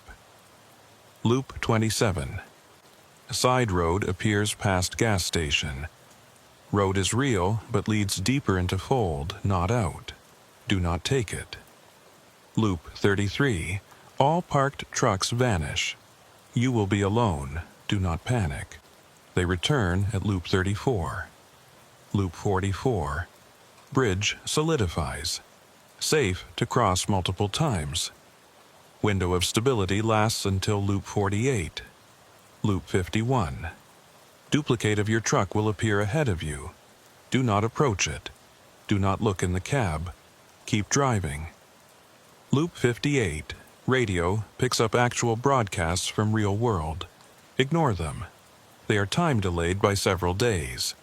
Responding will only confuse future rescue attempts. Loop 63. You will see the exit. A sign pointing back to Route 119. Do not take it yet. It is a false exit. Taking it at Loop 63 leads to another fold, possibly worse than this one. Loop 68. The real exit appears. Sign will say detour ends. Take it immediately. Drive at maximum safe speed. Do not stop for any reason until you have traveled at least 50 miles on the real road. I kept reading. The notes got more detailed, more desperate. Near the end, the handwriting became harder to read, like it had been written quickly or while the truck was moving. Loop 95, second cycle. Fold is aware of attempts to escape. It actively works to prevent exit. The detour sign will appear on real roads, pulling you back. May need to find alternate routes away from West Virginia entirely. Loop 132, third cycle, still ongoing. I think the fold is alive. Not conscious, but aware. Like a trap that has learned to recognize prey trying to escape. It knows me now, knows my truck. Will reach out into the real world to reclaim me. May be impossible to fully escape. Can only hope it loses interest if I manage to get far enough away. The notes ended there. No conclusion, no final entry. Just those last desperate words and then blank pages. I folded the paper carefully and put it in my pocket. Looked at my watch. 7:43 a.m. I was at loop 20. I needed to complete 48 more loops to reach the exit point. At roughly 15 minutes per loop, that was 12 hours. Midnight tonight, I'd reach loop 68 and have my chance. 12 more hours of driving the same 3.2 miles, over and over, watching reality decay and rebuild and decay again around me. 12 more hours of seeing my truck parked on the shoulder, empty and waiting. 12 more hours of voices in the static and bridges that existed in superposition and stars in impossible configurations. I could do this. I'd driven longer hauls than 12 hours. Hell, I'd done 20-hour shifts before, back when I was younger and stupider and thought I was invincible. But this was different. This wasn't just exhaustion. This was ontological horror. Every loop stripped away another layer of certainty about what was real and what was possible. Every circuit through the fold made me less sure that I existed. That I was the original Wyatt Sloan and not just another copy. another echo left behind in this pocket of broken space. I stood up, brushed off my pants, and climbed back into my truck. Started the engine. Put it in gear. Loop 21. I had 47 more to go, and then I'd find out if the fold would let me leave, or if I'd just join all the other drivers who'd tried and failed, leaving another empty truck on the shoulder as a warning to whoever came next. The odometer rolled over. 3.2 miles, loop 22. I started counting aloud. 22, 46 to go. The truck responded smoothly. The engine purred. Everything mechanical still worked perfectly. It was only space and time and reality that were broken. Just those little things. 23:45 to go. The gas station appeared on my left. The door stood open, and I could see movement inside. Another version of me, examining the walls, looking for answers in a place that only offered more questions. I didn't stop. The notes had warned about loop 27, but not about anything at 23. Safe to keep driving. 24:44 to go. The bridge was solid now, its stone arches reassuringly real. The creek below flowed east to west, water sparkling in the morning sun. Everything looked normal, almost, except for the fact that I'd driven across this exact bridge 23 times already, and I'd be driving across it 44 more times before this was over. 25:43 to go. My voice was getting hoarse from counting aloud, but I had to keep doing it, had to maintain focus. The moment I lost count, I'd lose track of where I was in the cycle, and missing the exit at loop 68 would mean starting over. Another 68 loops, another 12 hours. I didn't think I could handle that. One cycle through this hell was enough. 26:42 to go. The switchback loomed ahead. The dead tree was still there, still leaning at that familiar angle. I took the curve smoothly, my trailer swinging wide but staying on the road. 3.2 miles, loop 26 complete. 27:41 to go. This was it. The notes had warned about loop 27. A side road would appear past the gas station. Don't take it. I watched carefully as I approached the gas station. The building looked different now, less abandoned, more recently used. The boards were back on the windows, but they looked newer. Fresh wood instead of weathered gray. Past the station I saw it. A gravel road branching off to the right, heading into the forest. A small wooden sign at the junction. Alternate route. It was tempting. A different road meant a different direction. Maybe a way out that didn't require 41 more loops. But the notes had been clear. This road led deeper into the fold, not out of it. I drove past without slowing. Watched it disappear in my mirrors. 28:40 to go. My phone rang. I nearly swerved off the road in shock. My phone had been dead, no signal, for the past 10 hours. Now it was ringing, the screen lit up with an incoming call. The caller ID said Roy Maddox, my dispatcher, calling to check on the delivery, probably, wondering why I hadn't reported in. I answered it. Roy? Static. Just like the CB radio. But underneath it, I could hear a voice, faint, distorted. Wyatt? That you? Can barely... Where are you? Roy, I'm stuck. I took a detour off Route 119 and got lost. I'm more static. When Roy's voice came back, it was clearer but strange, wrong. Made the delivery already, Wyatt. 3 days ago. You delivered to Logan 3 days ago. Where have you been since then? 3 days. That was impossible. I'd only been in the fold for 12 hours. Less than that. It was still the same day, just morning now instead of night. Roy, I don't know what you're talking about. I haven't made the delivery yet. I'm still trying to get there. Wyatt, you need to listen to me. We found your truck. The call dropped. The phone screen went black, then displayed no service again. I stared at it, my hands shaking. Roy had said 3 days. Said I'd already made the delivery, said they'd found my truck. But I was in my truck. I was driving it right now. Unless time in the fold and time in the real world didn't sync up. Unless I'd been here much longer than I thought. Unless those 12 hours I'd experienced had been 3 days out there.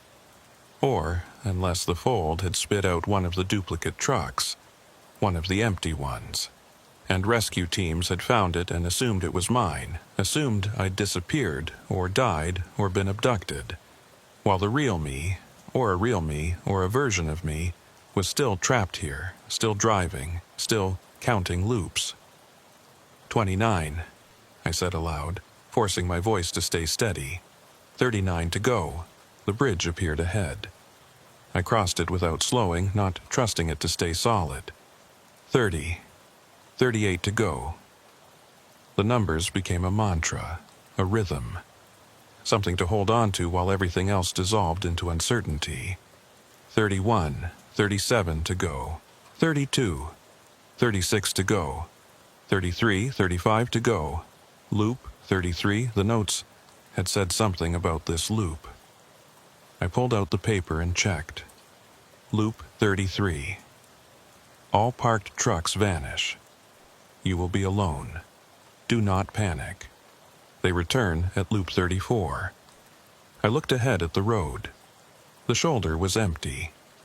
All 47 trucks that had been parked there, all those identical white cabs with blue stripes, were gone. Completely vanished. I was alone on the road now. Just me and my truck and 3.2 miles of pavement that looped back on itself forever. The silence was oppressive.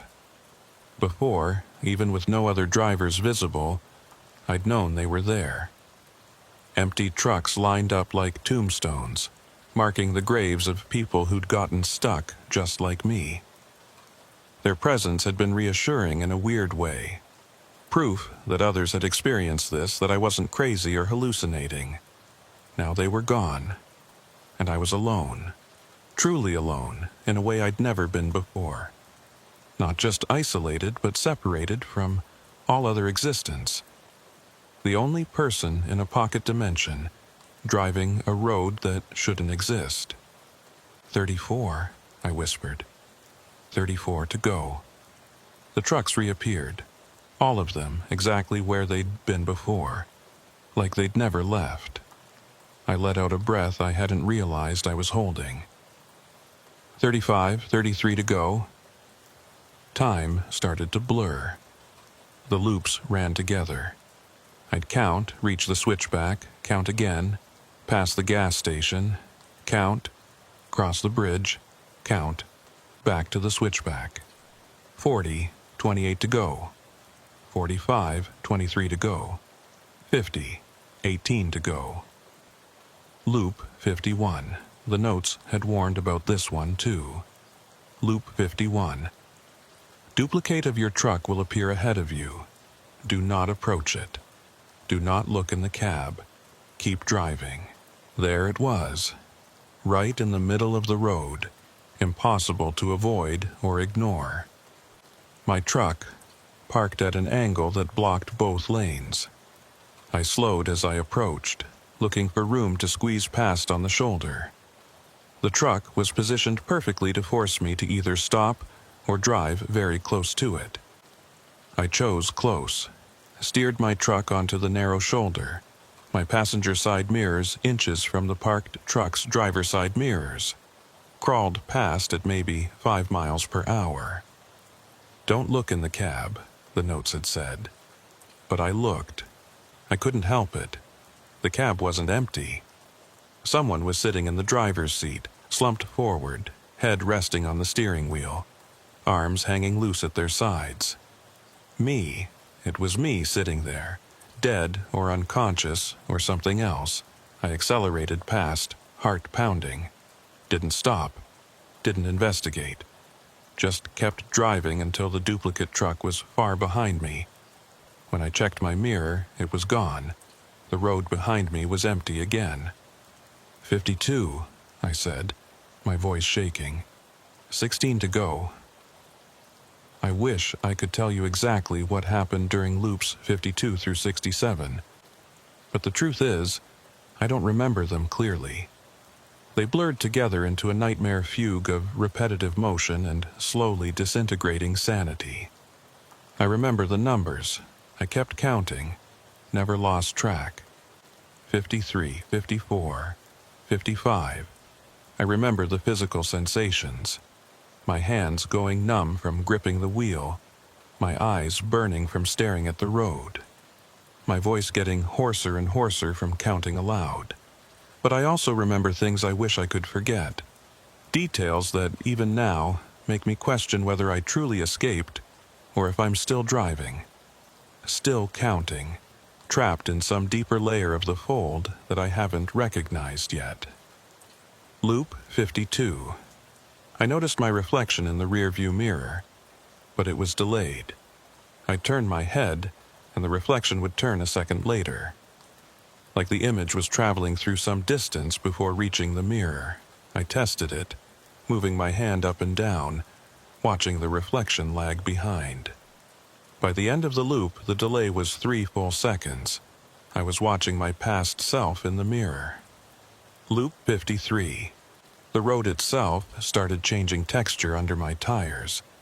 Parts of it felt normal, solid pavement, but other sections, I'd swear they felt soft, almost spongy, like I was driving on rubber or foam. The truck would bounce slightly, my suspension reacting to a surface that shouldn't compress like that. But when I stopped and got out to look, the pavement appeared normal, solid, immovable. Loop 54. I found items in my cab that I didn't recognize. A coffee cup I'd never owned, filled with cold coffee. A jacket draped over my passenger seat, wrong size, wrong color. A photograph tucked into my sun visor, a family I'd never seen, smiling at a camera I didn't remember. These things appeared gradually, one item per loop, like my truck was being colonized by artifacts from other versions of itself. Loop 55. The counting began to hurt, physically hurt. Each time I said the number aloud, my throat burned. My tongue felt thick and unwieldy. By the end of the loop, speaking the words 55 made my mouth bleed. Small cuts appeared on the inside of my cheeks, on my tongue, like the act of naming the number was cutting me from the inside. Loop 56. I saw myself driving in the opposite direction. Not a duplicate truck, my actual truck, with me in it, passing me going the other way on this single-lane road. I watched myself approach, watched my own face staring back at me through my windshield. We made eye contact. The other me looked terrified. His mouth moved, forming words I couldn't hear. Then we passed through each other. No collision, no sensation of impact. Just two versions of the same moment occupying the same space for an instant. Loop 57. The temperature inside my cab started fluctuating wildly. 1 minute it would be 70 degrees, comfortable. The next, it would spike to 90, 100, 110. I'd be sweating, struggling to breathe in the heat. Then it would plummet to freezing, my breath fogging, frost forming on the inside of my windows. The heater gauge didn't change. The outside temperature remained constant. Only the space inside my cab was cycling through thermal extremes.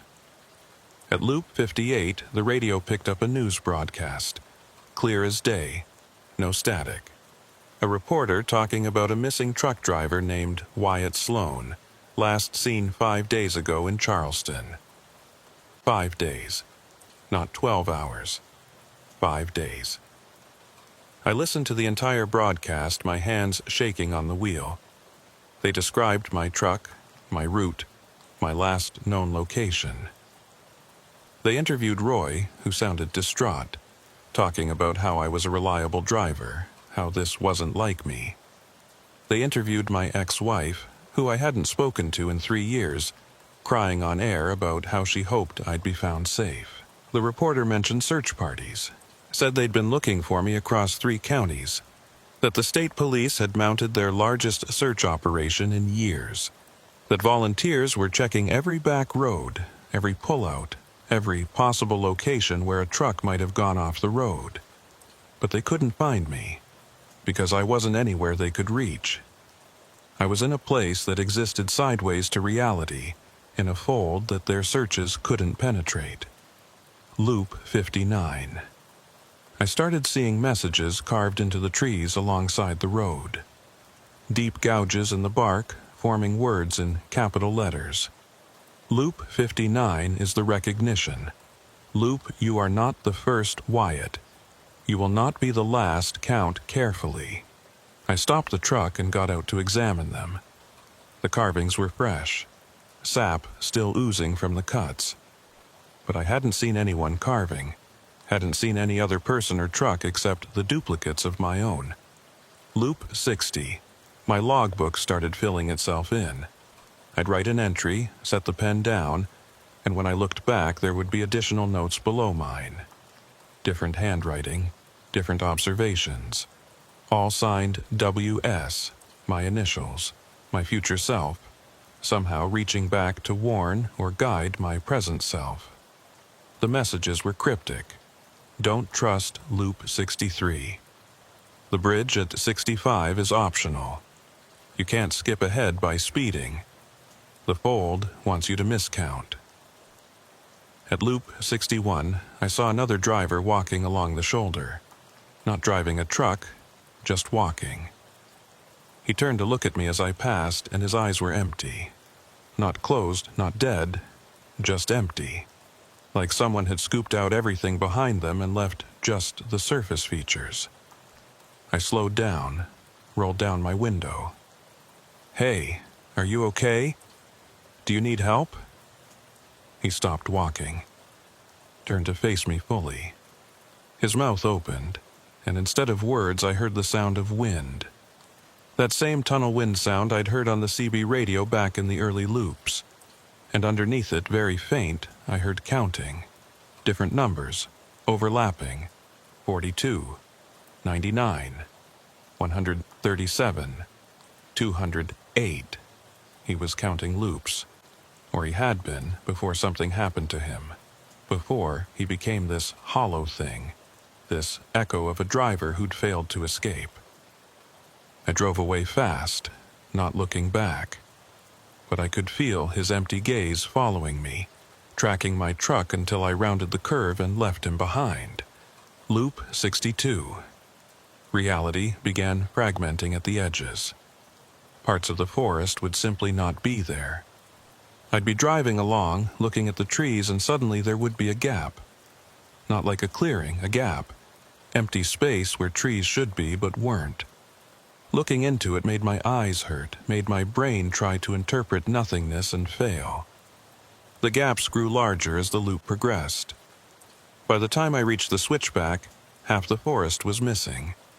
I was driving through a world that was only partially rendered, with huge sections of existence just absent. Loop 63. Everything reversed. I was driving forward, but the scenery was moving backward. The switchback appeared behind me, even though I hadn't reached it yet. The bridge crossed over me from the wrong direction. The gas station's lights shone from tomorrow, casting shadows that fell the wrong way. My logbook had warned me about this loop. Don't trust Loop 63. Now I understood why.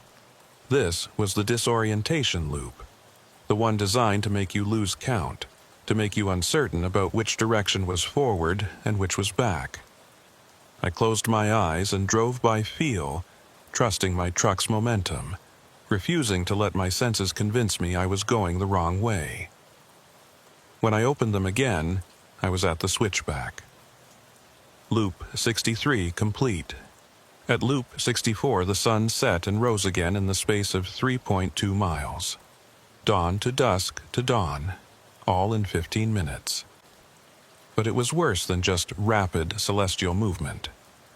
The sun itself was wrong. It rose in the west, too large, too red. It crossed the sky in a jerking motion, stopping and starting, like a projector skipping frames. When it set in the east, it left streaks of darkness across the sky, after images of its passage that didn't fade, and for a brief moment at the height of its arc, I could see through it. The sun became transparent, and behind it was something else. Another sky with different stars, arranged in patterns that hurt to look at. Loop 65. I drove across the bridge and felt it dissolve beneath me. Not collapse. Dissolve. The stones simply ceased to be solid, became momentarily gaseous, and my truck passed through them like passing through fog. For those few seconds I was suspended over the gorge with nothing supporting me, held aloft by momentum alone, or by some property of the fold that didn't care about gravity. Then the bridge resolidified behind me, and I was on solid ground again, my heart hammering, my hands white-knuckled on the wheel. Loop 66. I started forgetting things. Not the count, I never lost the count, but other things. My mother's face. The name of my first truck. What year I started driving.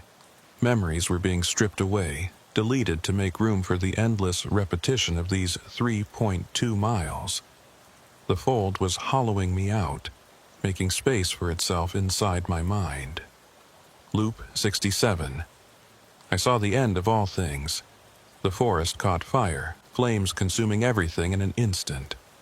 The road melted, becoming a river of tar. The sky cracked like glass, fragments falling and dissolving before they hit the ground. My truck kept driving through it all, untouched, as the world around me underwent apocalypse. And then it reset. The flames vanished. The road resolidified. The sky healed itself. Everything back to normal, like the destruction had never happened. But I knew it had. I'd seen it. The fold showing me what waited at the end, not escape, but annihilation. The ultimate consequence of driving forever, of counting past infinity. And somewhere in there, I stopped being afraid. Not because I felt brave, but because fear requires energy, and I had none left. I was running on fumes. My body wanted to sleep, my mind wanted to shut down. But I kept driving, kept counting, because stopping meant becoming like that hollow-eyed driver I'd seen walking the shoulder. Meant joining the empty trucks parked along the road. Meant being absorbed into the fold completely, becoming just another warning that future drivers would ignore. 65, 3 to go. 66, 2 to go. 67, 1 to go. Loop 68. This was it. The exit loop. The window when the fold would let me go, if it was going to let me go at all. I'd expected it to feel different, special somehow. But it was just another circuit. Same switchback, same road, same 3.2 miles. But I watched carefully, looking for the sign. Detour ends. That's what the notes had said. A simple sign marking the end of the detour, pointing me back to Route 119. I passed the switchback, no sign. Descended into the valley, crossed the bridge. No sign. Past the gas station, no sign. Had I miscounted? Was I really on Loop 68, or had I made an error somewhere in the blur of the last 16 loops? No, I'd been careful. I'd marked each loop in my logbook, kept a running tally. This was 68. So where was the exit? I completed the loop. Arrived back at the switchback. Nothing had changed. I sat there, engine idling, staring at the dead tree. My last hope had just evaporated. The notes were wrong, or I'd done something wrong, or the fold had changed its rules. I was never getting out. I put my head down on the steering wheel, ready to give up, ready to accept that this was my life now. Eternal driver on an impossible road, completing an endless series of 3.2-mile loops until I died or went insane, or became one of those empty-eyed figures walking along the shoulder. Then I heard it. A voice on the CB radio, clear and strong, no static. Wyatt Sloan, this is West Virginia State Police. If you can hear this transmission, please respond. I grabbed the microphone so fast I almost dropped it. This is Wyatt Sloan. I can hear you. I'm stuck on County Road 14. I've been driving in loops for... Mr. Sloan, we've located your truck. We're at mile marker 12 on County Road 14. Can you see us? I looked around. The road was empty. Just forest and pavement and that goddamn switchback. Negative. I don't see anyone. I'm at some kind of switchback. I think I'm in a... Mr. Sloan, your truck is stationary. You've been stationary for 6 days. We've been trying to reach you, but you haven't responded to any attempts at contact. Are you injured? 6 days. The fold had dilated time even more than I'd thought. I'm not stationary, I said. I'm driving. I've been driving for hours. And then I understood. I looked down at my hands on the steering wheel. They looked solid enough, real enough. But I'd been driving for 12 hours. No, 6 days. No, both, neither. The fold hadn't just trapped my truck, it had trapped me. My consciousness was in here, experiencing the loops, while my body sat stationary somewhere on the real County Road 14. Maybe I was unconscious. Maybe I was in a coma. Maybe I'd had a stroke or an aneurysm, and this entire experience was just my dying brain trying to make sense of failing neurons. Mr. Sloan, can you hear me? We're approaching your vehicle now. I looked up. Through my windshield, I could see 2 figures walking toward me out of the forest. State troopers, their uniforms visible in the morning light. But they weren't walking on the road, they were walking through it. Like the road wasn't real to them, or they weren't real to me, or we existed in slightly different versions of space that overlapped but didn't fully connect. They reached my truck. One of them, a tall man with gray hair, walked up to my driver's side window, looked right at me, then reached through the window, through the glass, and touched my shoulder. I felt it. Felt his hand on my shoulder, solid and real. Mr. Sloan, he said, and his voice came through the CB radio and through the window and through some other channel I couldn't identify. You need to wake up now. I am awake, I said. I've been awake for 6 days. No, you haven't. You've been unconscious. You crashed your truck 6 days ago. Went off the road at the detour point on County Road 14. Took us this long to find you. The truck went down a ravine, ended up in dense forest. We couldn't spot it from the air. I looked around at the fold, the switchback, the dead tree, the road that looped forever. This isn't real? I asked. It's real to you. Trauma does strange things to the mind. You've been here, in this place, for 6 days while your body lay unconscious in the wreckage. But we're pulling you out now. You need to let go of this place. You need to wake up. I looked down at my hands again. They were fading, becoming translucent. I could see through them to the steering wheel beneath. The fold was releasing me. Or I was releasing myself from the fold. Hard to tell which. What about the other drivers? I asked. The other trucks? All the people who got stuck before me? The trooper's expression was sad. We've found 7 vehicles in this area over the past 20 years. None of the drivers survived. You're the first one we've been able to reach in time. 7 vehicles. Not 47, not hundreds. The other trucks had been part of the fold. Projections, echoes, manifestations of my fear that I'd end up like them, dead and forgotten. My truck found empty in the woods. None of it had been real, except the fear. That had been real. I counted 68 loops, I said. I counted so carefully. You've been unconscious for 6 days. You've been dreaming. The loops, the gas station, the voices on the radio, all parts of your mind trying to make sense of the trauma, trying to give you a puzzle to solve, a path to follow back to consciousness. My truck was dissolving around me now, the cab fading, the dashboard becoming transparent. Through it, I could see trees, real trees, in a real forest, and emergency vehicles, their lights flashing red and blue. The mathematics, I said weakly. The fold. It was all so detailed. Your mind is an incredible thing, Mr. Sloan. Even in trauma, even unconscious, it builds coherent narratives. You're a driver. You understand roads, navigation, distance.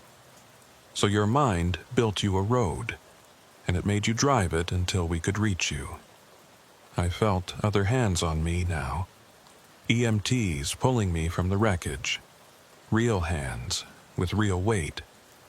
The fold fell away. The eternal road dissolved into morning light and forest sounds and the smell of gasoline and oil. My last view through the dissolving windshield was of the switchback. The dead tree still stood there, leaning at its impossible angle. And standing beside it, watching me leave, was another figure. Another driver, another version of me. He raised his hand in farewell. Or maybe warning. I tried to say something, tried to tell the EMTs about him, but my voice wouldn't work anymore. The fold had held on to it, kept it for itself. A small price for letting me go. They pulled me free, laid me on a stretcher, loaded me into an ambulance. I closed my eyes, really closed them, not the dream closing I'd been doing for 6 days, and let myself fall into real sleep. I woke up in a hospital 3 days later. The doctors said I'd been lucky. Concussion, broken ribs, internal bruising, but nothing that wouldn't heal. A few more days in the wreck and I would have died of dehydration. Roy came to visit on the 2nd day after I woke up. Brought flowers, which was weirdly touching for a gruff guy like him. "Glad you're okay," he said. "Had us worried there for a while." "Sorry about the load," I said. "I didn't make the delivery." He waved that away. "Fuck the load. You're alive, that's what matters." We talked for a while about what happened. I told him about the detour, about taking the exit onto County Road 14. He listened, frowning. "That's the weird thing," he said finally. "There was no detour. Route 119 was open that night. No rock slide, no construction, nothing. We checked with the state DOT. But I saw the sign. Digital board, orange letters. Route 119 closed, detour at exit 12. There was no sign, Wyatt. We sent people out there to check. Nothing. Which means either someone put up a fake sign, for what purpose I can't imagine, or..." He didn't finish the sentence. Didn't need to. Or I'd hallucinated the sign. Seen something that wasn't there and followed it off the real road into whatever had been waiting in the forest. After Roy left, I lay in bed and thought about the fold. About the loops and the counting and the voices and the static.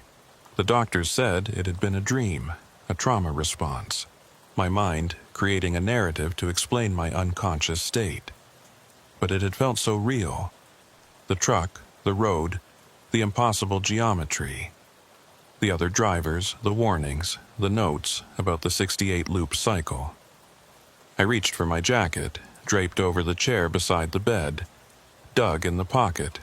The paper was there. The notes from the other driver, the one who'd given me the guide to the fold. The topology of trapped space. A driver's guide. I unfolded it with shaking hands. If this was real, if these notes existed outside my dream, then maybe... The paper was blank. Just a blank sheet, yellowed and worn like it had been folded and unfolded many times. But no writing, no diagrams, no mathematical formulas. I'd imagined it all, the entire thing. 68 loops through a pocket dimension that existed only in my injured brain. I crumpled the paper and threw it across the room. But later, after the nurses had checked on me and turned off the lights and left me alone in the dark, I got up.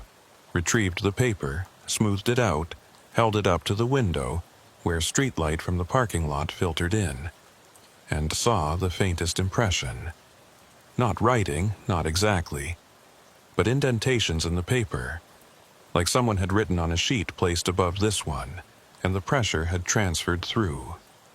I couldn't make out words, but I could see the pattern, the structure, lists and numbers and diagrams, proof that something had been written there, or proof that my mind was still trapped, still seeing things that weren't real. I folded the paper carefully and put it back in my jacket pocket. 3 months later, I was back on the road. Light duty at first, short hauls, daytime only. The company had been good about it. Let me ease back into things at my own pace. I'd requested one thing: no routes through West Virginia. Roy had agreed without asking why.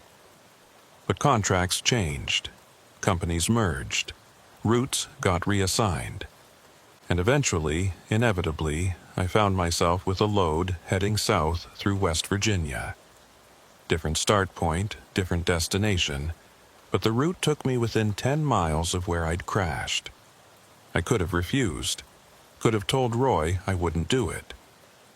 But that felt like surrender, like letting the fold win, even though the fold had never really existed. So I took the load. The drive was fine. Clear weather, good roads, no problems. I passed within 5 miles of County Road 14 and didn't even feel a twinge of anxiety. See? I told myself. It was all in your head. Just trauma, nothing to fear. I made my delivery, stayed overnight at a truck stop, headed back north the next morning. That's when I saw the sign. Digital board, orange letters on black background. Exactly like the one I'd seen 3 months ago. Route 119, closed ahead. Detour at exit 12. Follow. Posted signs. I stopped the truck. I sat there on the shoulder, staring at the sign. It wasn't real, couldn't be real. Roy had confirmed there'd been no detour that night. The state DOT had no record of any construction or closures. This was just my mind playing tricks. Post-traumatic stress, creating a phantom sign because some part of me hadn't let go of the fold yet. I put the truck in gear and drove forward, past the sign, ignoring it. The road was open ahead. No construction, no rock slide, no barriers, just normal highway, exactly as it should be. I'd been right. The sign was a hallucination, nothing more. But when I checked my mirror, I could still see it behind me, its orange letters glowing in the morning light. And beyond it, barely visible in the distance, I could see a truck taking the exit. White cab with blue stripes. I watched in the mirror until it disappeared around a curve, following the detour onto County Road 14, following the signs that led to the fold. I drive faster now, keep my eyes forward. Don't look at signs too carefully. Don't trust detours. Don't stop on empty roads even when my truck says I need to. Because I know the truth now. The fold wasn't just in my head. Or maybe it was, but that doesn't make it less real. Trauma or genuine anomaly, hallucination or pocket dimension, the distinction doesn't matter. What matters is that somewhere in the mountains of West Virginia, there's a road that loops back on itself. 3.2 miles that connect to nothing and lead nowhere. A switchback that waits for drivers who take the wrong turn, follow the wrong sign, end up in the wrong version of space. And every 68 loops, it lets someone go. Releases them back to the real world, damaged but alive. But first you have to count. Have to drive the loops over and over. Watching your own truck multiply around you, seeing yourself in mirrors and windows on the wrong side of bridges that exist and don't exist simultaneously. First, you have to survive the fold. I did survive. I'm the proof. I'm back on the road, making deliveries, living my life. But sometimes, late at night on empty highways, I see signs that no one else sees. Detours that lead to roads not marked on any map. And I wonder how many drivers take those exits. How many follow the signs into their own personal folds, trapped in loops they don't understand, counting circuits through impossible space. And I wonder if they'll count correctly, if they'll reach loop 68 and find their exit, or if they'll miscount, or give up, or lose themselves in the mathematics of nowhere, and become just another empty truck on the shoulder. Another warning that no one will heed. I still have the paper, the blank sheet with its phantom impressions. I carry it with me always, in my jacket pocket. Proof that the fold was real, or proof that my mind is still creating evidence for something that never happened. I honestly don't know which. What I do know is this: the road is still there, still waiting, still counting. And somewhere right now, another driver is taking exit 12, following the detour signs onto County Road 14, beginning Loop 1. I can't save them, can't warn them, can't do anything except hope they're better at counting than I was. 3.2 miles, 68 loops, and if you're lucky, if you count carefully and don't lose track and don't give up, you might get out, might. But the fold is patient and hungry, and it knows your name now. It knows all our names. We just don't know it's calling us. Not until we see the sign.